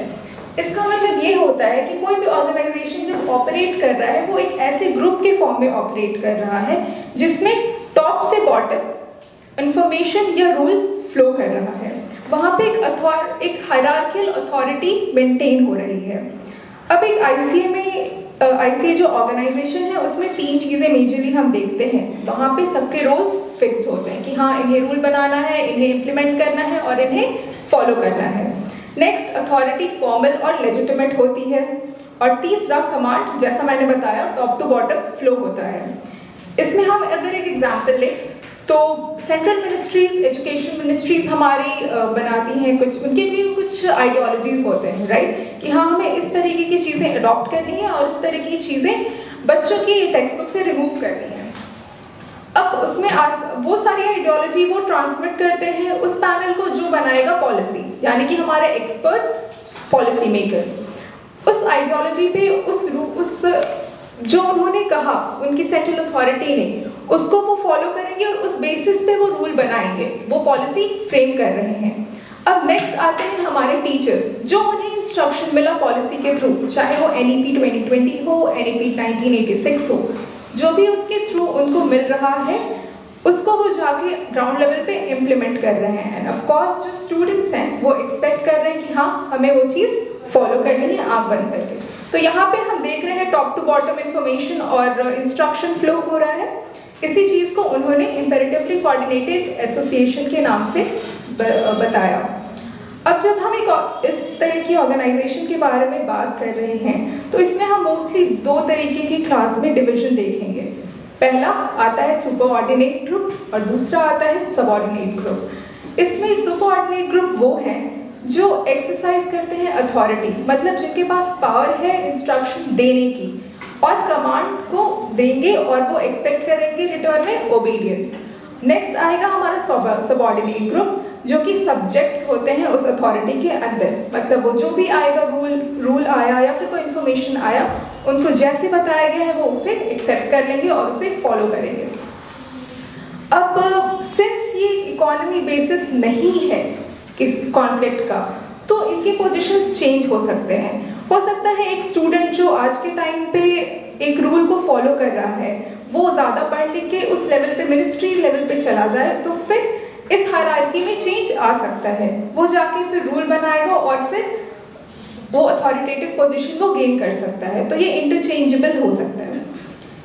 नेक्स्ट है हमारा interest can be latent and manifest. तो इसमें एक टेबल के थ्रू मैंने कंपैरिजन करने का कोशिश किया है, जिसमें आप देख सकते हैं एक तरफ आपको लैटेंट इंटरेस्ट है और एक तरफ आपको मैनिफेस्ट इंटरेस्ट दिया हुआ है कुछ पैरामीटर्स के बेसिस पे। अगर आपके कोई भी क्वेरी हो तो please do read it and ask me once, तब तक मैं एक्सप्लेन करती हूँ। जो कॉन्फ्लिक्ट है वो किसी भी सोसाइटी में अचानक से नहीं आ जाती है। ऐसा नहीं है कि हम सुबह उठे, स्कूल गए या फिर घर में उठे और बस कॉन्फ्लिक्ट शुरू हो गया, नहीं, वो कहीं ना कहीं धीरे धीरे स्टेजेस में बढ़ता है। तो जब बहुत पहले स्टेज पे कुछ लोगों को इंडिविजुअली ये पता चल रहा है या फिर वो रियल स्टेज, तो पहले आते हैं कुछ ऐसे लोग जो पहले स्टेज पे एक्सपीरियंस करेंगे कि हाँ मुझे ये डिस्कम्फर्ट हो रहा है या फिर इस तरह का डिससेटिस्फैक्शन हो रहा है प्रेजेंट सिनेरियो में। वो लेकिन इस स्टेज पे ये नहीं रियलाइज करेंगे कि हाँ उनके अगल बगल वाले लोगों को भी ये प्रॉब्लम फेस करनी पड़ रही है। इस चीज़ को हम लैटेंट इंटरेस्ट का नाम देते हैं। और सेकेंडली, इसे हम पहले एक एग्जाम्पल के थ्रू समझते हैं कि अगर कोई स्टूडेंट है वो पहले दिन दूसरे दिन अपने क्लास में आया तो उसको class size as compared to class strength, इसमें थोड़ी सी दिक्कत आई। Maybe class size class strength के अकॉर्डिंग छोटा है और बहुत ज़्यादा क्राउडेड फील हो रहा है, तो इस केस में उसको डिस्कम्फर्ट फील हो रहा है, लेकिन उसे वॉइस नहीं मिल रही है कि हाँ मुझे ये चीज़ सबके सामने लानी चाहिए या इस परेशानी से बाहर आना चाहिए। और नेक्स्ट अब जब फिर वो आपस में बात किए कुछ दिनों बाद बाकी सारे बच्चे, तो उन्हें रियलाइज हुआ कि अच्छा उसे भी ये परेशानी है, इसे भी परेशानी है, तो फिर वो जॉइंटली आके एक शेयर्ड इंटरेस्ट पे एग्री किए। और फिर जब वो शेयर्ड इंटरेस्ट जब रिटेलिएशन के फॉर्म में आया कि हाँ अब प्रोटेस्ट या फिर पिटिशन के थ्रू हमें ये चेंज लाना है, तब वो मैनिफेस्ट इंटरेस्ट की तरह काम करता है। तो इस टेबल के बेसिस पे मेरा ये क्वेश्चन था कि आपको क्या लगता है, लेटेंट इंटरेस्ट या फिर मैनिफेस्ट इंटरेस्ट, इनमें से कौन सी ऐसी चीज हो सकती है जो पोटेंशियल की तरह काम करता है कॉन्फ्लिक्ट अराइज करने के लिए? I do sorry, please raise your hands. या वेरी गुड। लेटेंट इंटरेस्ट ऐसा इंटरेस्ट होता है जो कि एक पोटेंशियल की तरह काम करता है। सिंस वो अर्ली स्टेज में स्टार्ट कर रहा है, उसके पास ये प्रोबेबिलिटी है कि हाँ वो डेवलप करे, आगे के स्टेज में शेयर्ड इंटरेस्ट उन्हें मिले और फिर वो मैनिफेस्ट इंटरेस्ट की तरह आगे बढ़े। अब हमने अभी इंटरेस्ट की बात की, अब उसे हम दो ग्रुप का नाम देते हैं। इसमें मैंने मेंशन किया है क्वासी ग्रुप और इंटरेस्ट ग्रुप। तो क्वासी ग्रुप बेसिकली हम उस ग्रुप को बोलते हैं जिसमें लेटेंट इंटरेस्ट प्रेजेंट होता है, मतलब उस ग्रुप के जो मेंबर्स होंगे। अच्छा, ये क्वेश्चन का आंसर आप ही दीजिए। उस ग्रुप के जो मेंबर्स होंगे, क्या उनके बीच इंटरेक्शन हुआ होगा उस कॉमन शेयर्ड इंटरेस्ट को लेके? नहीं हुआ होगा। हाँ, तो उस पर्टिकुलर टाइप के ग्रुप को हम बोलते हैं क्वासी ग्रुप्स, जिनके बीच में अभी इंटरेक्शन नहीं हुआ है उस शेयर्ड इंटरेस्ट के बारे में लेकर। ठीक है। और जो नेक्स्ट टाइप का है, जहाँ पे रिकॉग्नाइज और रियलाइज हो चुकी है सिचुएशन और सिमिलर कॉमन गोल, उस तरीके के ग्रुप को हम बोलते हैं इंटरेस्ट ग्रुप। आगे बढ़ते हैं प्रपोजिशन नंबर 6 की तरफ, which states that conflict is a source of social change। तो हमने देखा कि किसी भी सोसाइटी में कॉन्फ्लिक्ट काफी नॉर्मल सी चीज होती है और अथॉरिटी रिलेशंस की वजह से एग्जिस्ट करती है।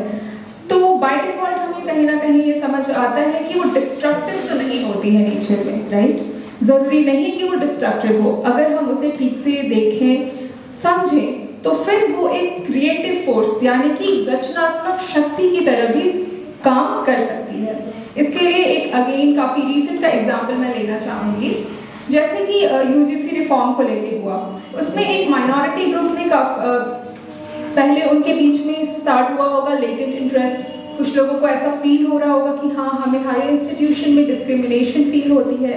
फिर धीरे धीरे उन्होंने एक दूसरे से बात की, फिर वो शेयर्ड इंटरेस्ट की तरह आया, मैनिफेस्ट इंटरेस्ट हुआ और फिर उन्होंने प्रोटेस्ट और काफ़ी सारे मीन्स के थ्रू, चैनल्ड मीन्स के थ्रू जाके ये बताया कि हाँ हमें ये सारी दिक्कतें फेस करनी पड़ रही है। तो फिर हायर अथॉरिटी ने ये रूल बनाया जो कि अभी काफ़ी सारे प्रोटेस्ट हो रहे हैं उसे लेके। तो क्या ये चीज़ काफ़ी डीप सोशल चेंज की तरफ इंडिकेट कर रहा है, जिसका स्रोत कहीं ना कहीं एक छोटा सा कॉन्फ्लिक्ट था? अब उसी के आगे हम बढ़ेंगे तो देखेंगे प्रीपोजिशन नंबर 7 जो रिलेटेड ही है, which says that structural changes has two dimension। अब किसी भी तरीके का अगर सोशल चेंज हो रहा है तो देयर आर टू लेंस जिसके थ्रू हम उसको देख सकते हैं। डार्टॉग ने हमें दो तरीके के लेंस के बारे में दिखाया, एक कि उसकी स्पीड क्या है जिसे हम सडननेस की तरह जानते हैं, और दूसरा कि उसका डेप्थ या उसका इम्पैक्ट कितना है, जो चेंज हो रहा है उसका डेप्थ या उसका इम्पैक्ट कितना है, उसे हम रेडिकलनेस के टर्म्स में समझते हैं।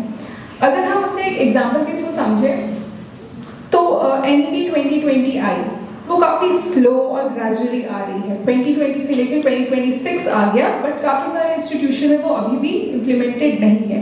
एक स्ट्रक्चर्ड वे के थ्रू उसको इम्प्लीमेंट करने की कोशिश की जा रही है।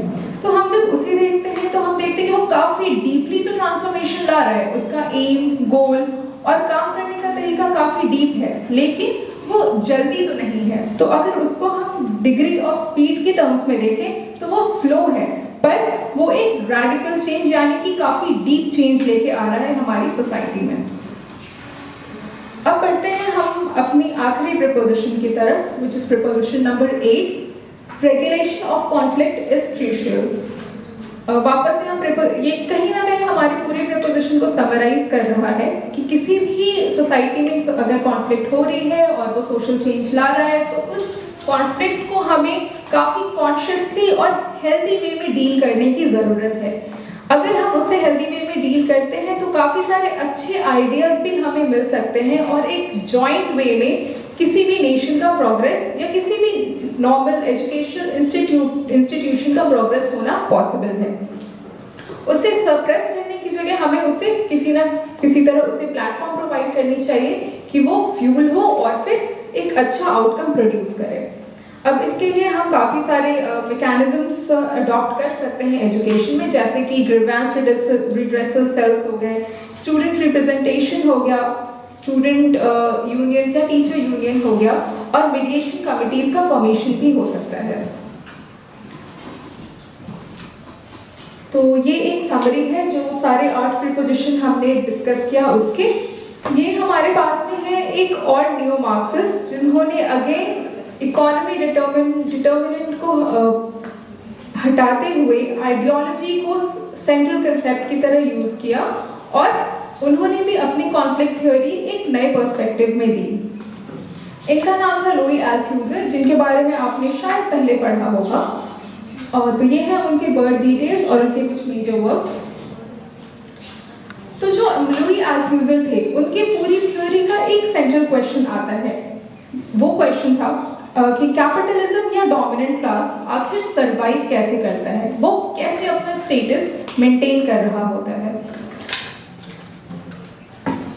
इसे एक्सप्लेन करने के लिए उन्होंने 2 तरीके का कंसेप्ट दिया। पहला था आइडियोलॉजिकल स्टेट अपैरेटस और सेकंड था रिप्रेसिव स्टेट अपैरेटस। अब ये देखते हैं कि अल्थूजर ऐसा आर्ग्यू करते हैं कि जो मॉडर्न स्टेट है उसमें किसी भी तरीके का अगर हम बनाना चाह रहे हैं डोमिनेंस, तो वो बहुत अच्छी तरीके से आइडियोलॉजी को ट्रांसमिट करते हुए हो रहा है। हम किसी भी तरीके का फोर्स नहीं यूज कर रहे हैं, पर फिर भी हम जो चाह रहे हैं सामने वाले को फील कराना या उससे मनवाना, उसे ओबे कराना, वो हम आइडियोलॉजी के थ्रू करा पा रहे हैं। और उनका मानना था कि एजुकेशनल इंस्टीट्यूट इसका बेस्ट एग्जाम्पल है। आखिर क्यों? क्योंकि वो सब जनरली सब तक पहुंचता है, एक नहीं तो दूसरे तरीके से। सेकंड होता है कि वो काफी सारे साल तक कुछ लोगों को अपने अंडर में रखता है। एक बच्चा राइट फ्रॉम नर्सरी, अब तो उसके पहले भी किंडरगार्टन या प्री केजी से भी शुरू करता है अपना एजुकेशनल जर्नी, और हायर एजुकेशन तक चलता जाता है। फिर ये देखते हैं कि वो जो थिंकिंग होती है वो काफ़ी अच्छे तरीके से एजुकेशनल इंस्टीट्यूट में शेप करती है। जो टीचर्स होते हैं वो भी इस चीज़ को बहुत स्मूथली और साइलेंटली ट्रांसमिट कर देते हैं बच्चों में। और इनका एक कंसेप्ट था हिडन करिकुलम जो उन्होंने अडॉप्ट किया था, और उस कंसेप्ट के थ्रू उन्होंने बताया कि हाँ, एजुकेशन में ये ऐसे ट्रांसमिट हो रहा है। अब दूसरा था रेप्रेसिव स्टेट अपैरेटस। जब आइडियोलॉजिकल अपैरेटस फेल हो जाता है जनरली तब ये आता है पिक्चर में, जब हमने देखा आइडियोलॉजी बस एक माध्यम है बहुत साइलेंटली ट्रांसमिट करने का, बट जब हम कॉन्फ्लिक्ट बहुत हायर लेवल पे बढ़ जाता है और हम उसे किसी फिजिकल पावर के थ्रू सप्रेस कर रहे होते हैं या फिर कुछ एक्सटर्नल पावर के थ्रू जबरदस्ती सप्रेस कर रहे हैं, तब वो आता है हमारा रिप्रेसिव स्टेट अपैरेटस में।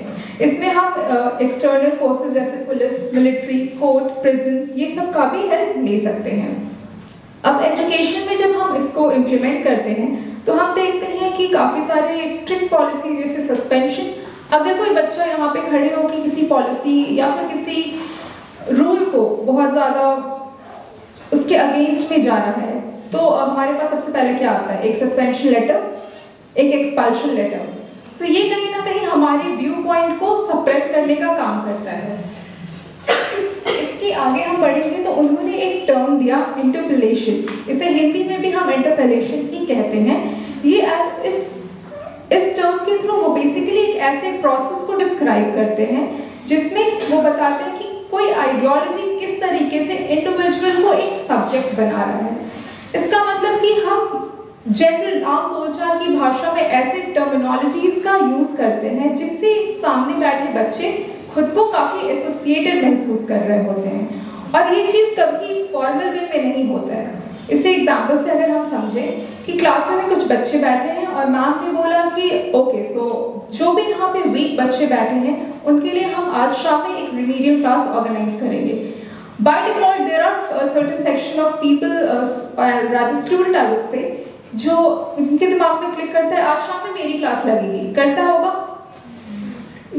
ये होता है क्योंकि कहीं ना कहीं हो सकता है एकेडमिक मार्क्स के बेसिस पे या फिर कुछ और कॉन्फिडेंस लेवल लो होने की बेसिस पे उन बच्चों को हमने कैटेगराइज कर दिया कि हाँ ये बच्चे वीक हैं और उन्होंने उस लेबल से खुद को एसोसिएट कर दिया। तो बेसिकली ये उस लेबलिंग का प्रोसेस है जिससे हम बिना बोले ही फॉर्मल वे में बिना बोले हम आइडियोलॉजिकली उसमें ये ट्रांसमिट कर दे रहे हैं कि हाँ तुम एक वीक स्टूडेंट हो।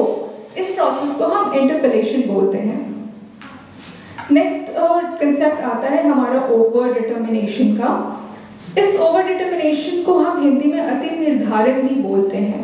इस कंसेप्ट में बेसिकली उन्होंने ये बताया कि किसी भी आउटकम के पीछे कोई एक फैक्टर नहीं होता, उसमें काफी सारे फैक्टर्स अपना कुछ ज्यादा तो कुछ कम रोल प्ले करते हैं। जैसे कि हम इस डायग्राम में भी देख सकते हैं कि अगर एक बच्चे ने किसी एग्जाम में एक पर्टिकुलर मार्क्स ऑब्टेन किया तो उसके पीछे ये फैक्टर सिर्फ नहीं होगा कि हाँ वो दिन रात पढ़ रहा है। हो सकता है उसका कल्चरल कैपिटल यानी कि उसके पास काफी सारे अच्छे रिसोर्सेज प्रेजेंट हो सकता है उसके पेरेंट्स काफी एजुकेटेड हो जो वो घर पहुंच रहे तो जाके पढ़ाएं, और फिर हो सकता है उसके पास स्कूल में उसके टीचर्स उसको सपोर्टिव मिल जाए या फिर उनका कोई रिश्तेदार हो तो वो उसकी एक्सटर्नली हेल्प कर रहा है, उसके घर का माहौल भी अच्छा होगा या फिर आने जाने में उसको दिक्कतें नहीं फेस करनी पड़ रही होगी, घर में बहुत ज़्यादा रिस्पॉन्सिबिलिटी नहीं है तो वो पढ़ने के लिए काफ़ी टाइम निकाल पा रहा है। तो यहाँ पे हम देखते हैं कि सिर्फ एक फैक्टर नहीं है जो कि उसके आउटकम पे के लिए रिस्पॉन्सिबल है। देयर आर सेवरल फैक्टर्स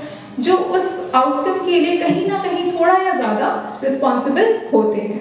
तो इस कंसेप्ट को उन्होंने इस टर्म के थ्रू बताया जिसे हमने ओवर डिटर्मिनेशन कहा।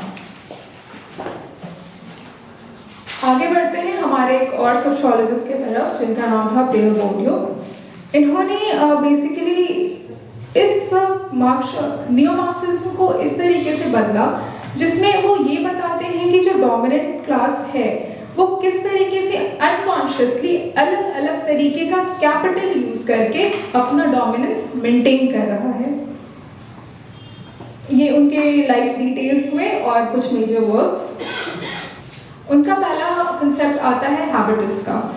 इसमें वो ये बताते हैं that they are deeply internalized way of thinking and behaving formed by family and their background। इसमें हम ये समझते हैं कि किसी तरीके से हम अपने बारे में क्या सोच रहे हैं और क्या समझ रहे हैं वो हमारी फैमिली या हमारे सोशलाइजेशन प्रोसेस के थ्रू किस तरीके से शेप हुआ है।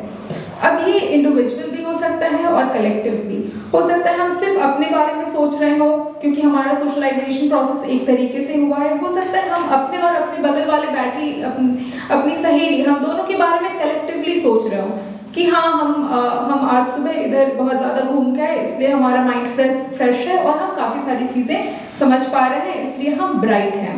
बहुत छोटी छोटी सी चीज़ें इसमें एग्जाम्पल की तरह यूज़ हो सकती है। अब हैबिट्स में हम अगर मेन चीज़ें समझें तो उसमें आता है उनका बिहेवियर और उनका थिंकिंग का तरीका। अब आप जैसे यहाँ बैठ के बिहेव कर रहे हैं तो ये आप कहीं ना कहीं ये पिक्चर करता है कि आप किस तरीके की सोशलाइजेशन के प्रोसेस के थ्रू आए हैं। ये काफ़ी सारे बार हमारे क्लासरूम में भी डिस्कस होता है। हमारे लाइक्स और डिसलाइक्स ये इंडिकेट करते हैं कि हाँ हमारी थॉट प्रोसेस कैसी होगी, हमारा बोलने का तरीका हो गया या फिर हमारा वे ऑफ थिंकिंग जिसकी हमने अभी बात की। अब ऐसा हो सकता है कि कोई अगर हम दो तरीके के बच्चों को लें, एक जो हायर क्लास से बिलोंग करता है, हायर से मेरा मतलब है कि उसके पास काफ़ी सारे रिसोर्सेज हैं। अब वो रिसोर्स सिर्फ इकोनॉमी नहीं है, वो काफ़ी तरह के रिसोर्सेज हो सकते हैं। और दूसरा जिसके पास बहुत सारे रिसोर्सेज नहीं है और वो वर्किंग क्लास से बिलोंग करता है।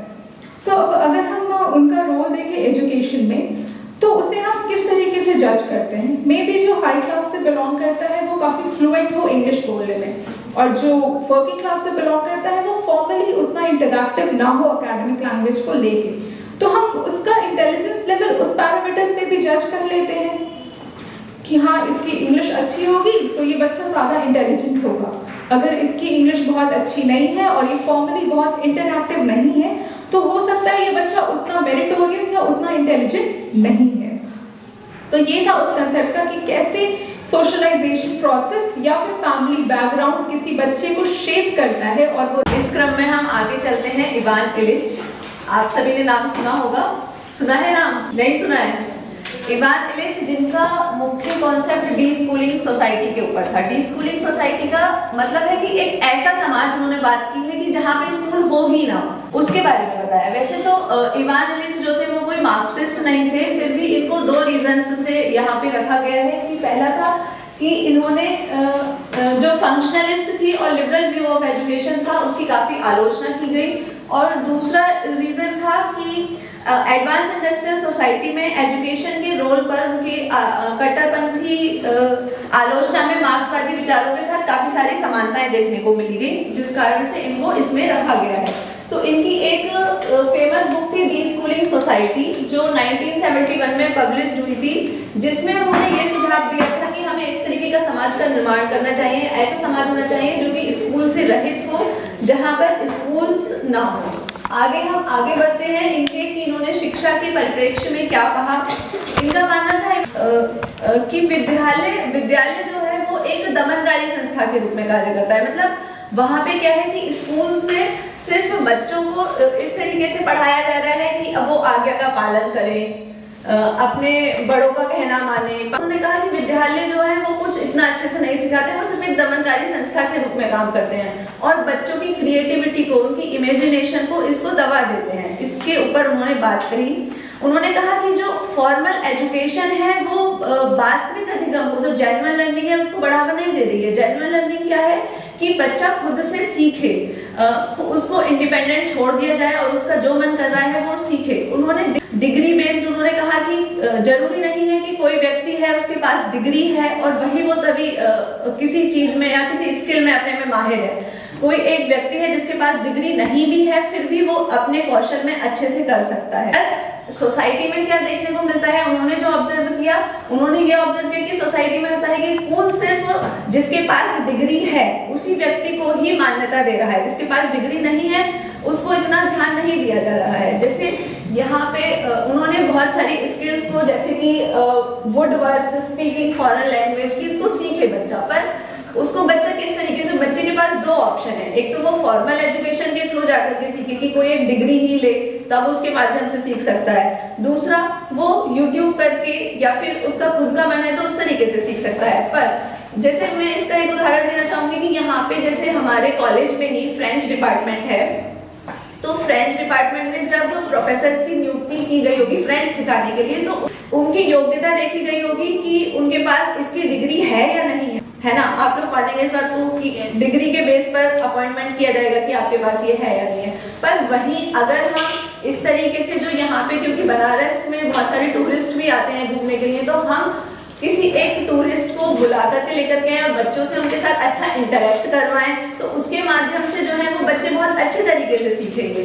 तो इलिच का मानना था कि सिर्फ फॉर्मल एजुकेशन इस तरीके से प्रोवाइड ना की जाए कि जो डिग्री धारक व्यक्ति हैं उन्हीं को बुला करके या फिर उन्हीं को नियुक्त करके आप शिक्षा प्रदान करें। आप किसी लोकल व्यक्ति को भी लेकर के आ सकते हैं जो उसकी लोकल नॉलेज रखते हैं, उसके बारे में जानते हैं, वो बहुत अच्छे से विद्यार्थियों को इसके बारे में समझा सकते हैं।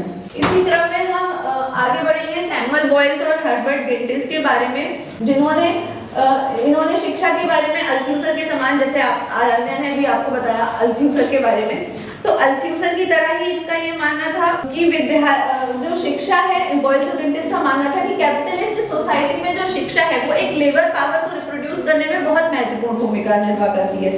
कि लेबर पावर क्या हो गया, आप लेबर पावर से क्या समझते हैं? वर्किंग क्लास हो गई, जो सिर्फ क्या काम कर रही है, जो सिर्फ अपने बॉस का कहना मान रही है या फिर जो भी उसको काम कह दिया जा रहा है वो उसी को बात को एज इट इज कोई क्वेश्चन आर्गुमेंट नहीं कर रही है, जो उसको बोल दिया जा रहा है वो उसको मान ले रही है। तो इन्होंने एजुकेशन को कहा कि कंट्रीब्यूट टू सोशल रिप्रोडक्शन, मतलब एक वो सोशल रिप्रोडक्शन की तरह काम कर रही है। सोशल रिप्रोडक्शन का मतलब हुआ कि जैसी जो चीज आपको बता दी गई वो आपने उसको एज इट इज मान लिया। तो बॉयल्स और गिल्टिस का यही कहना था अल्थ्यूसर की तरह ही, जैसे आपने अभी समझा अल्थ्यूसर के बारे में, कि जो शिक्षा है वो एक सोशल रिप्रोडक्शन की तरह काम करती है। वो कैसे करती है कि बच्चों की पर्सनैलिटी को, उनके सोच को उसी तरीके से, जिस तरीके से हमारे समाज में काम होता है, वर्क प्लेस में काम होता है, उसी में उस तरीके को ढाल देती है और स्कूल से ही वो बच्चे आगे बढ़ते हैं और वही ओबीडियंट वर्कर्स आगे जाकर के बन जाते हैं। बॉयल्स और गिंटिस ने हम एक शोध कार्य किया था जिसको हम इस चित्र के माध्यम से समझेंगे। उनके इस शोध में ये था कि उन्होंने 237 सीनियर स्टूडेंट्स के ऊपर अपना ये रिसर्च किया, जिसमें न्यूयॉर्क हाई स्कूल में उन्होंने ये रिसर्च किया था, जिसमें उन्होंने देखा कि कुछ जो इधर आप देख सकते हैं कि जो बच्चे जिनके ग्रेड्स जो थे वो कम थे, उनमें क्रिएटिविटी, इंडिपेंडेंस और अग्रेसिवनेस जैसी भावनाएं जो थी वो ज्यादा पाई गई, तो स्कूल्स ने उनको पेनलाइज कर दिया गया। जबकि अगर आप दूसरी तरफ देखेंगे कि जो बच्चे हैं जिनके हाई ग्रेड पाए गए हैं वो ओबीडियंस है, आज्ञा का पालन कर रहे हैं, अनुशासन में रह रहे हैं और निर्भरता है उन्हें, और वो नियम से स्कूल्स आते हैं, ये उन्होंने देखा। तो इसके आधार पर उन्होंने क्या निष्कर्ष निकाला? उन्होंने निष्कर्ष निकाला कि स्कूल्स जो है हमारे सिर्फ उन्हीं बच्चों को ज्यादा अच्छा मानता है जो आज्ञा का पालन करते हैं, जिनमें पंक्चुअलिटी होती है और जिनमें डिपेंडेबिलिटी होती है। पर हमारे समाज में क्या इस तरीके के बच्चे चाहिए जो सिर्फ आज्ञा का पालन करें, जो सिर्फ अनुशासन का पालन करें, अपने टीचर की बात माने? क्या इससे क्रिएटिव थिंकिंग डेवलप होगी? क्या लगता है आप? तो बॉयल्स और गिंटिस ने इसका मतलब ये भी नहीं है कि सिर्फ क्रिएटिविटी चाहिए, आज्ञाकारिता नहीं चाहिए, है ना? दोनों का बैलेंस चाहिए। तो मानना छोड़ दिया है या फिर नहीं? टीचर ने क्रिएटिव बच्चों को ठीक से ट्रेन करना चाहिए, उनकी योग्यता का अगर हम ठीक से विकास करेंगे तो वो समाज में योगदान भी देंगे और बहुत वायलेंस क्रिएट नहीं करेंगे, जो कि उनका स्वभाव होता है एग्रेसिवनेस, है ना? तो बॉयल्स और गिंटिस ने इस प्रकार से जो लिबरल व्यू ऑफ एजुकेशन था उसको उन्होंने रिजेक्ट किया और उन्होंने बोला कि जो बच्चों का टैलेंट है और उनकी एबिलिटी है उनको बाहर निकाला जाए। आगे हम देखेंगे कि उन्होंने किस तरीके से कि बताया कि जो विद्यालय है वो एक वर्ल्ड ऑफ वर्क की तरह काम करता है। वर्ल्ड ऑफ वर्क का यहाँ मतलब है कि जिस तरह से हम इसको अभी आगे उन्होंने करेस्पॉन्डेंस प्रिंसिपल दिया उसके माध्यम से समझेंगे, जिसमें उन्होंने बताया है कि एक वर्क प्लेस में जिस तरीके से एक सीईओ होता है, फिर उसके बाद वर्कर्स होते हैं और वो अपने वर्कर्स जो हैं वो सीईओ का किस तरीके से जो कह रहे हैं वही उस आज्ञा का पालन कर रहे हैं, उसको यहाँ पे इन्होंने बोलने का प्रयास किया है कि स्कूल्स जो होता है वो बिल्कुल दर्पण है उसकी तरह, इकोनॉमिक सिस्टम का दर्पण की तरह कार्य करता है, जहाँ पे जो यंग स्टूडेंट्स हैं उनको वर्क प्लेस के लिए आगे जाने के लिए काम करने के लिए तैयार किया जा रहा है और एक स्कूल इसी हायरार्की का पालन कर रहा है। यहाँ पे टीचर्स जो है वो सिर्फ इंस्ट्रक्शंस देते हैं और बच्चे उनको आज्ञा का पालन कर लेते हैं, जैसे टीचर ने कहा वैसे ही उसको मान लेते हैं। स्टूडेंट्स का अपने करिकुलम के ऊपर या जो वो पढ़ रहे हैं, जो उनको करना है उसके ऊपर उनका इतना नियंत्रण नहीं होता है।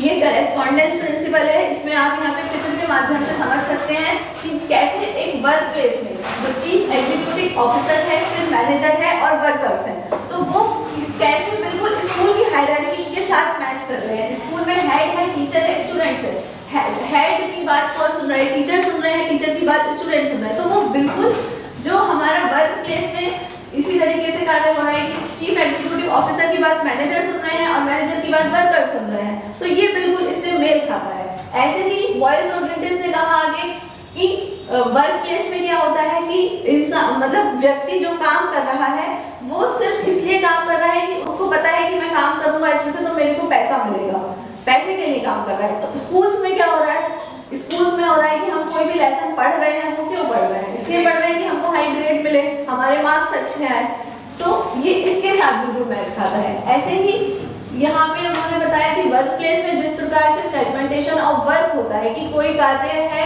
डिलीवरी प्रोसेसिंग का काम कोई और व्यक्ति कर रहा है, उसको पैकिंग करने का काम कोई और व्यक्ति कर रहा है, वैसे ही स्कूल में फ्रेगमेंटेशन ऑफ नॉलेज होता है कि कुछ स्टूडेंट्स जो हैं वो फिजिक्स पढ़ रहे हैं, कुछ इंग्लिश पढ़ रहे हैं, कुछ आर्ट्स पढ़ रहे हैं। इस तरीके से उन्होंने इस करेस्पॉन्डेंस प्रिंसिपल को और वर्ल्ड ऑफ वर्क को इसके साथ हम रिलेट कर सकते हैं, जहाँ पे जो वर्कर्स हैं वो बिल्कुल पैसिव हैं और ये थ्योरी एक्सप्लेन करती है कि एजुकेशन सिस्टम में किस प्रकार से इनइक्वालिटी हो रही है। गिंटिस ने जब और मग प्रिंसिपल दिया था।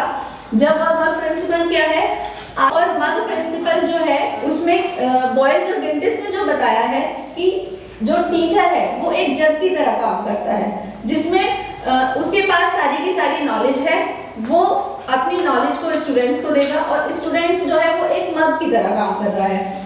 स्टूडेंट्स के पास कुछ ही नॉलेज है, कुछ विशिष्ट ज्ञान है और टीचर और जो स्टूडेंट है वो एक पैसिव लर्नर की तरह उसको बस सुन रहा है, बहुत कम क्वेश्चन जो है अपने टीचर से पूछ रहा है। तो जब और प्रिंसिपल इनका एक महत्वपूर्ण सिद्धांत है वॉइस और गिफ्टिस का, जिसमें उन्होंने बताया कि किस तरीके से एक टीचर जो है वो सिर्फ अपने नॉलेज को स्टूडेंट्स के अंदर डालता है। आगे इन्होंने बताया कि शिक्षा जो है वो कुछ मिथ्स को प्रोड्यूस करती है, जैसे कि क्या मिथ्स होते हैं, क्या क्रिएट करती है, कौन से मिथ्स हैं वो, कि एजुकेशन जो है वो मेरिट बेस्ड है।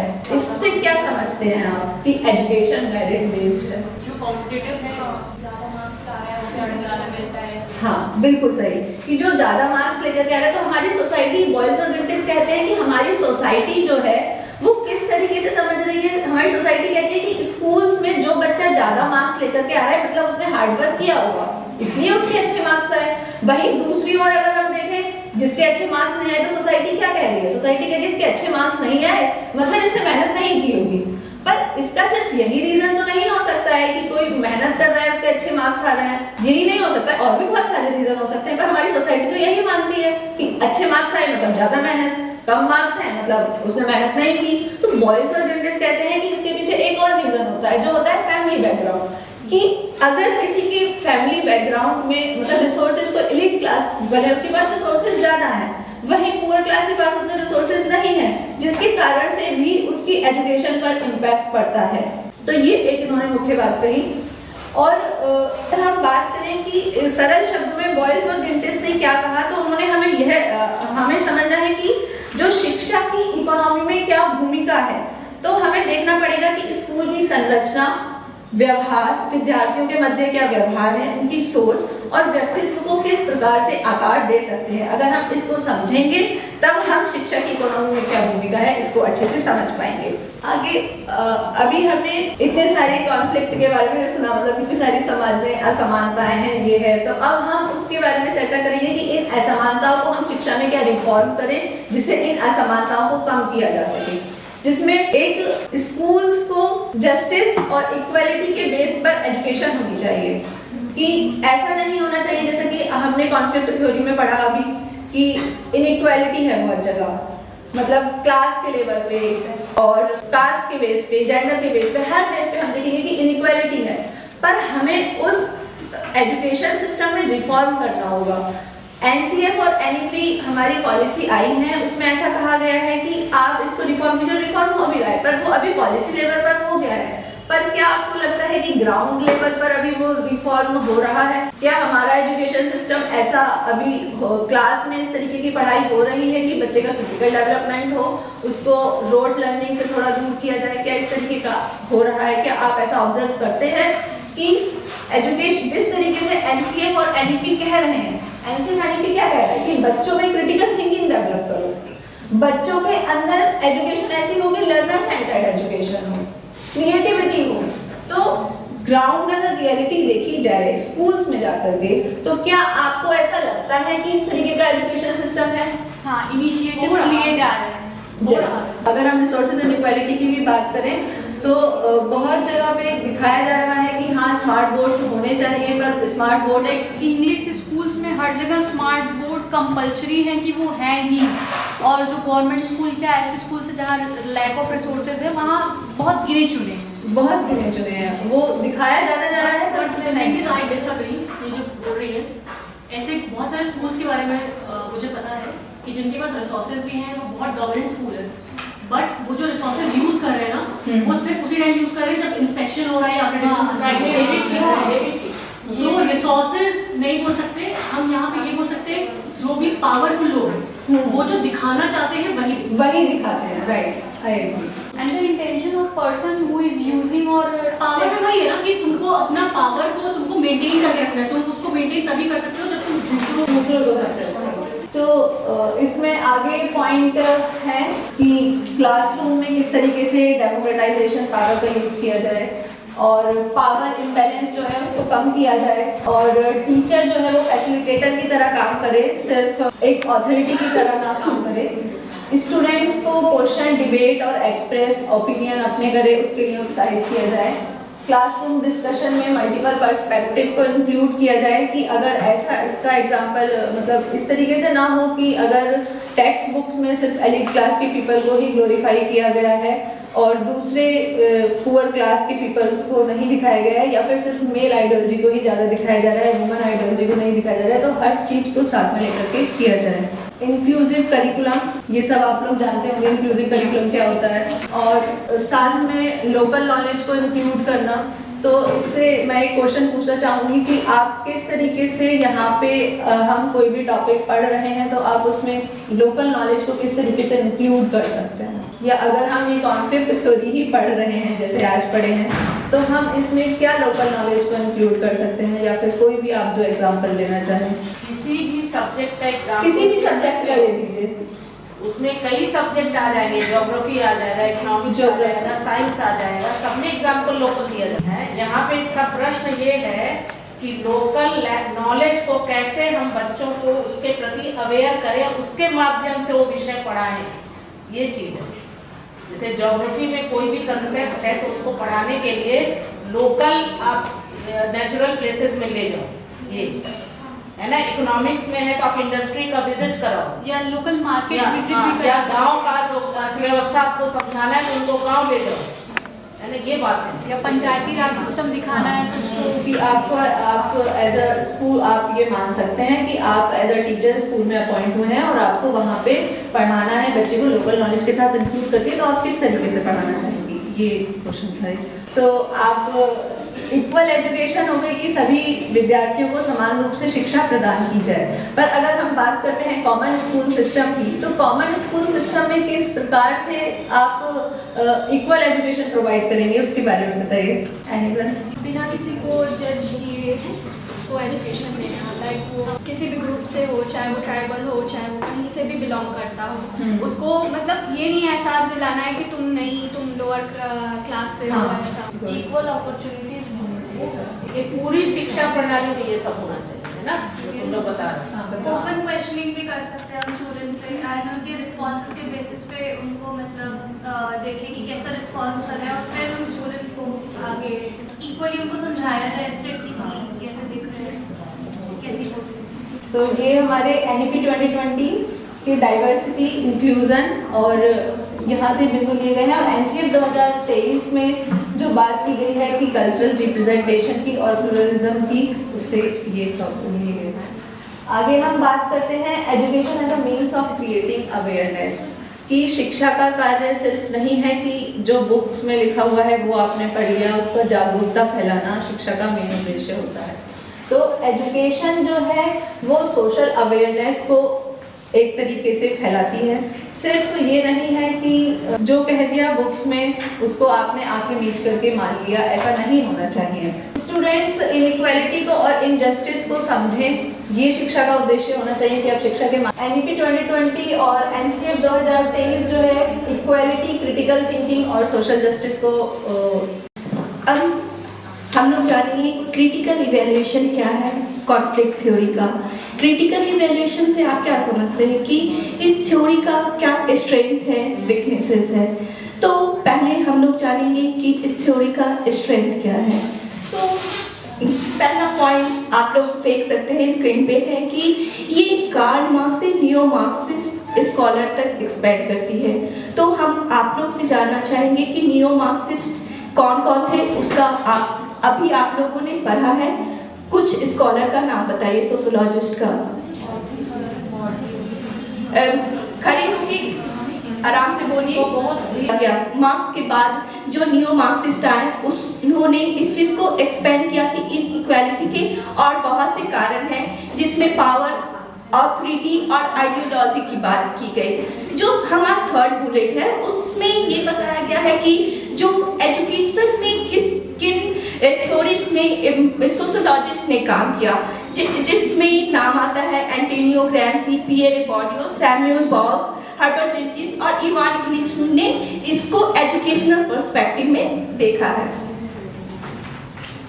नेक्स्ट ये है कि जो कॉन्फ्लिक्ट थ्योरी है वो सोशल चेंज को और टेंशन के बारे में पर फोकस करती है कि कॉन्फ्लिक्ट थ्योरी सोशल चेंज लाती है। उस चीज को हम लोगों ने अभी के थ्योरी में पढ़े कि वो कैसे स्टूडेंट के अंदर इक्वल अपॉर्चुनिटी इन्हांस करती है।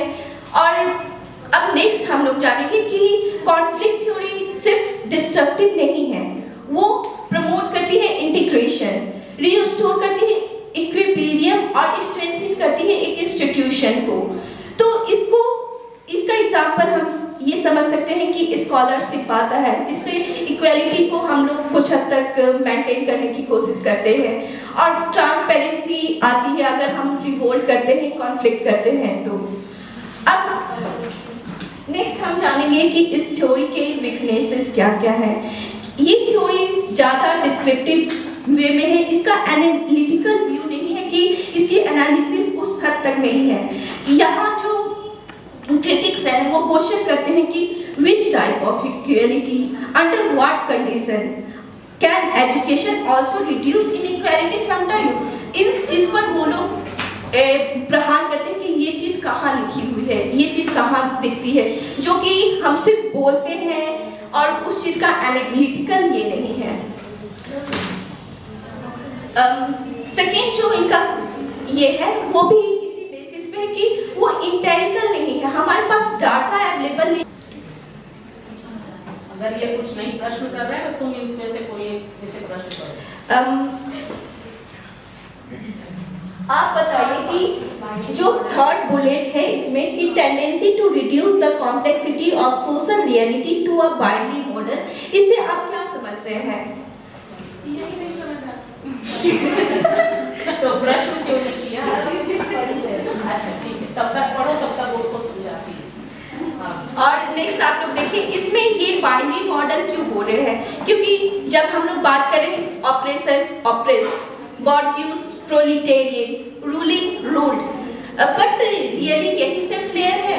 मतलब कि जब हम लोग एक थ्योरी पढ़ रहे हैं तो वहाँ पे बात हो रही कि ऑपरेशन है, ऑपरेस्ड है एट ऑल, लेकिन इसमें जो और सब एक साथ सब चीज की बातें नहीं की जा रही कि कास्ट, जेंडर, रिलीजन, वो सब मिलके ये कर रहे हैं, ज्यादा इसमें बाइनरी पर फोकस किया गया है। और अगर आपको और किसी पॉइंट में डाउट हो तो प्लीज। बाइनरी का मतलब पूछो उससे कि क्या समझ में आया। बाइनरी का मतलब आप लोग क्या समझे?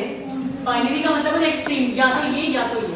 हाँ। 0 और 1 को बेसिकली बाइनरी मॉडल बोलते हैं, या तो यस या तो no. Okay, very good. If any doubts in next bullet?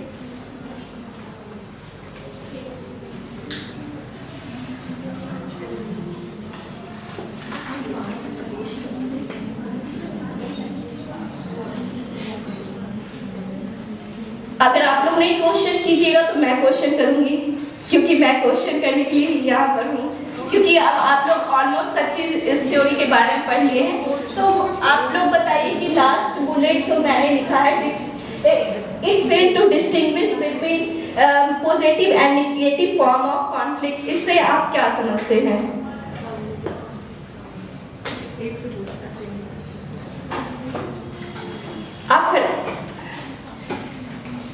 आप बताइए। नहीं, आप फर्स्ट।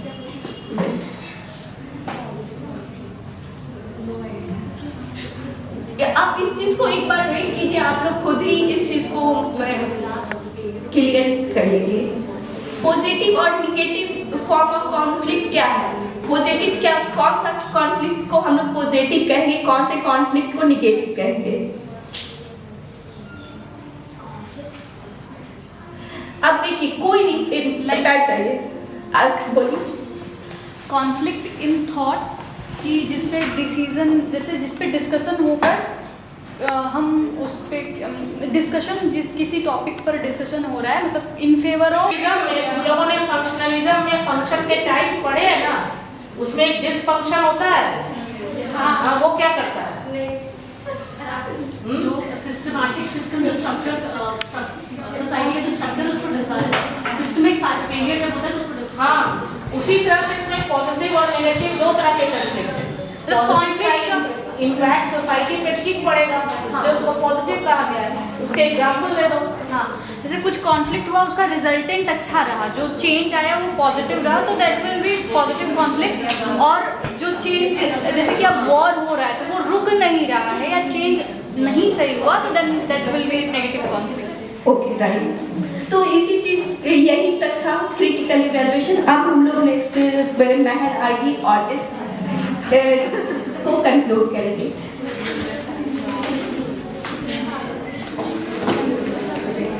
तो अगेन हेलो एवरीवन, और अभी 2 घंटे से करीब ज़्यादा हो गए हैं। मैं उम्मीद कर रही हूँ कि आपको, है ना, बस ये कंक्लूड हो रहा है, बस आपको 5 से 10 मिनट और लगेंगे, ठीक है।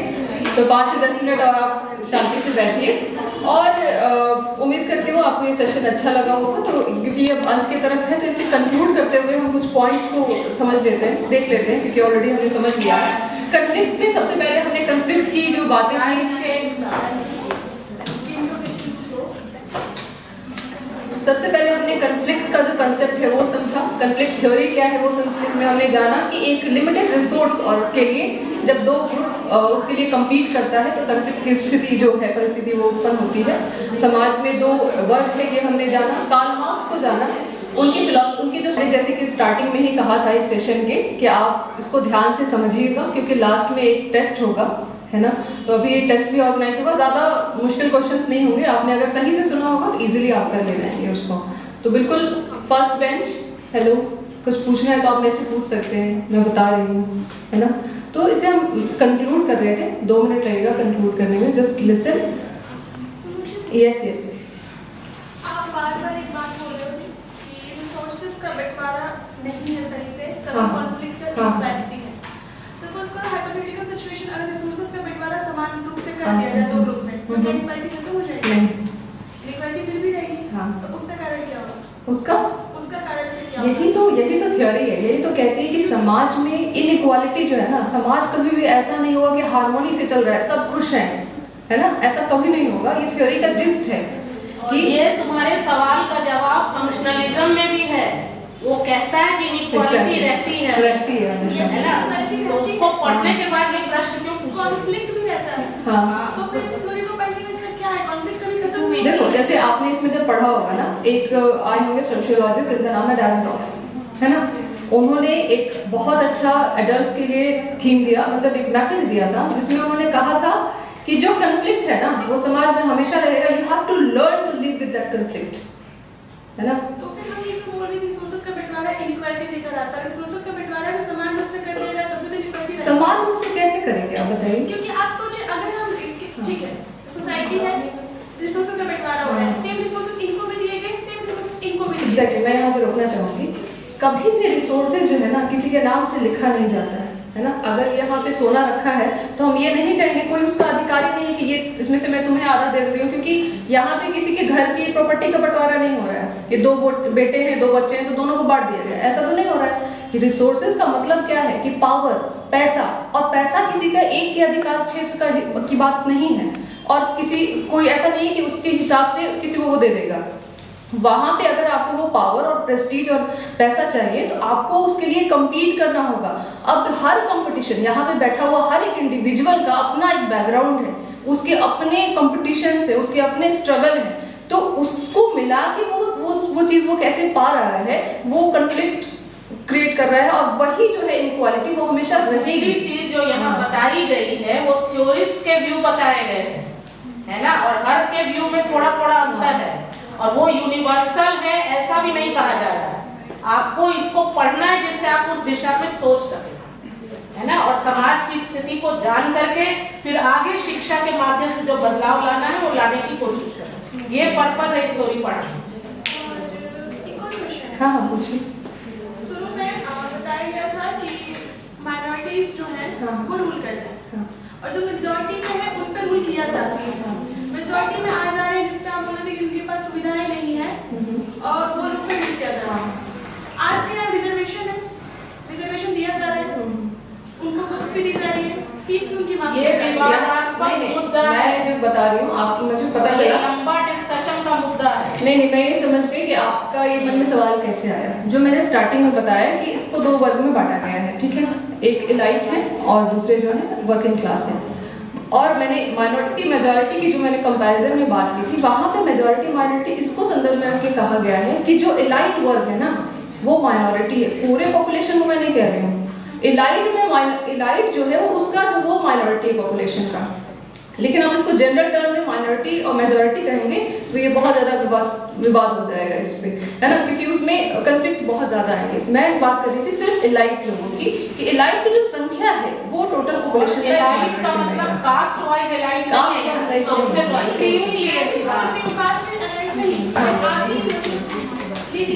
कैरी मैम ने उसमें टोका भी था, है ना। और यहाँ minority majority in general terms में हम बात नहीं कर रहे हैं, हम बात कर रहे हैं एलिट जो हैं वो उनकी जो संख्या है टोटल पॉपुलेशन का वो बहुत कम संख्या होता है। जैसे कि एक कायोस्की करके एक ऑथर हैं बहुत अच्छे फॉरेन के, आप उनकी थ्योरी पढ़ेंगे तो वो कहते हैं कि दुनिया के पूरे दुनिया के जो 5% लोग हैं उनके पास पूरा पैसे का 95% पैसा उनके पास है। ये एक उनकी थ्योरी दी हुई है ना। और सिर्फ जो 95% लोग हैं जो 5% पैसा है उसमें वो सर्वाइव कर रहे हैं। ये बिल्कुल।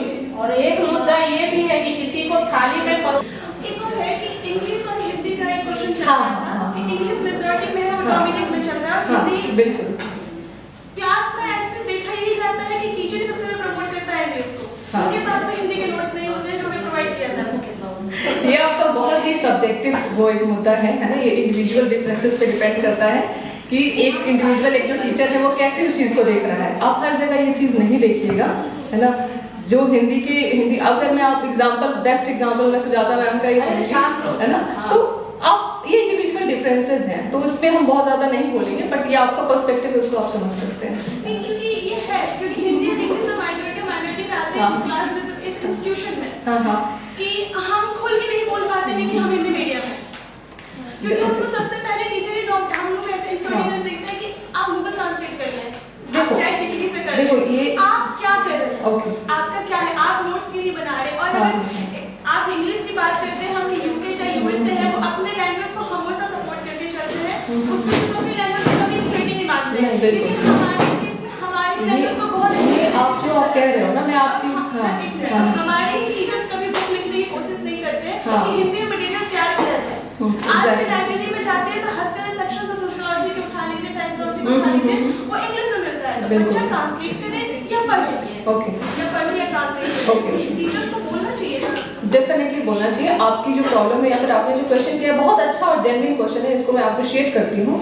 बट द थिंग इज ये जो आपने सवाल किया ये बहुत ज़्यादा इसको सुधार करना है, बहुत ज़्यादा पॉलिटिकल। ये सिर्फ टीचर का काम नहीं है, जो लेखक भी है हमारे देश के, उनको भी ना ये देखना चाहिए कि वो हिंदी में किताबें लिखे और क्वालिटी की किताबें लिखे। लेकिन अगर एज ए टीचर भी किताब लिखने चलते हैं, एज ए टीचर भी यूट्यूब पर प्लेटफॉर्म बनाते हैं तो वो सबसे पहले इंग्लिश को प्रमोट करते हैं। सब लोग ऐसा नहीं करते। हम अपने इंस्टीट्यूशन की बात बता रहे, नाम नहीं लेंगे, लेकिन हाँ ये हमने देखा है। बुक पब्लिश हुई है, इंग्लिश में हुई है, प्लेटफॉर्म है, इंग्लिश में है, बस हमारा क्या, हम वहीं पे इन्फिनिटी में हम आ जाते हैं। तो हमारी इन्फिनिटी तो टीचर से ही शुरू हो रही है, तो टीचर हमारी इन्फिनिटी दूर कैसे कर रहा है।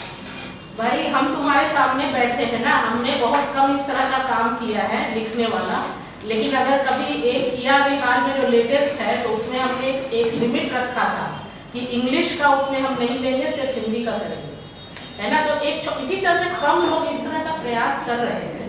ठीक है, तुम भी आगे जाओगी, तुम प्रयास करना, है ना। प्रयास आज भी है, लेकिन जब हिंदी इंग्लिश का ऐसा नहीं कि डिबेटेबल मुद्दा नहीं, ये मुद्दा सही है, क्योंकि आज हम एजुकेशन की बात करते हैं, एजुकेशन इम्प्लीकेशन आता है, तो हम ये बात करते हैं कि एजुकेशन कैसे कराना चाहिए।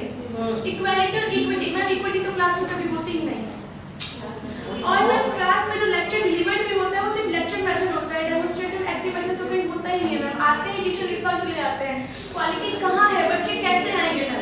अगर मुद्दा ये उठता है कि अपसेंट हो रहे हैं बच्चे क्यों अपसेंट हो रहे हैं, इसके पीछे कारण कोई जानना नहीं चाहता। वो नहीं कह रहे, अपनी भाषा में पहले पूरा अधिकार पाओ, है ना। और जिस भाषा को हमारी प्रणाली ने भी पूरी तरह से बहिष्कृत नहीं किया है उसको भी सीखने की कोशिश करो, ठीक है। उसके बाद तुम अपना प्रयास करो, टीचर अपने लेवल से जो हेल्प कर सकता है वो करेगा और करता भी है। अब पूरी इसको कैरी फॉरवर्ड करते हैं नेक्स्ट। हमने इसमें फिर बहुत सारी की टर्म्स को समझा है, जैसे कि cultural capital, authority and hegemony and social reproduction and many more, और बहुत सारे एजुकेशनल इम्प्लीकेशन को भी हमने समझा है, जिसको हम इक्वालिटी, जस्टिस एंड के थ्रू हमने प्रमोट कर सकते हैं। एट लास्ट इसको कंक्लूड करते हुए एक कोट मैं यहाँ बताना चाहूँगी, where there is inequality there is conflict. जहाँ पे भी इनइक्वालिटी होगी वहाँ कन्फ्लिक्ट रहेगी ही रहेगी, and through that conflict social change begins. और वही कन्फ्लिक्ट के थ्रू जो समाज में चेंज आता है, सोशल चेंज होता है। Thank you so much.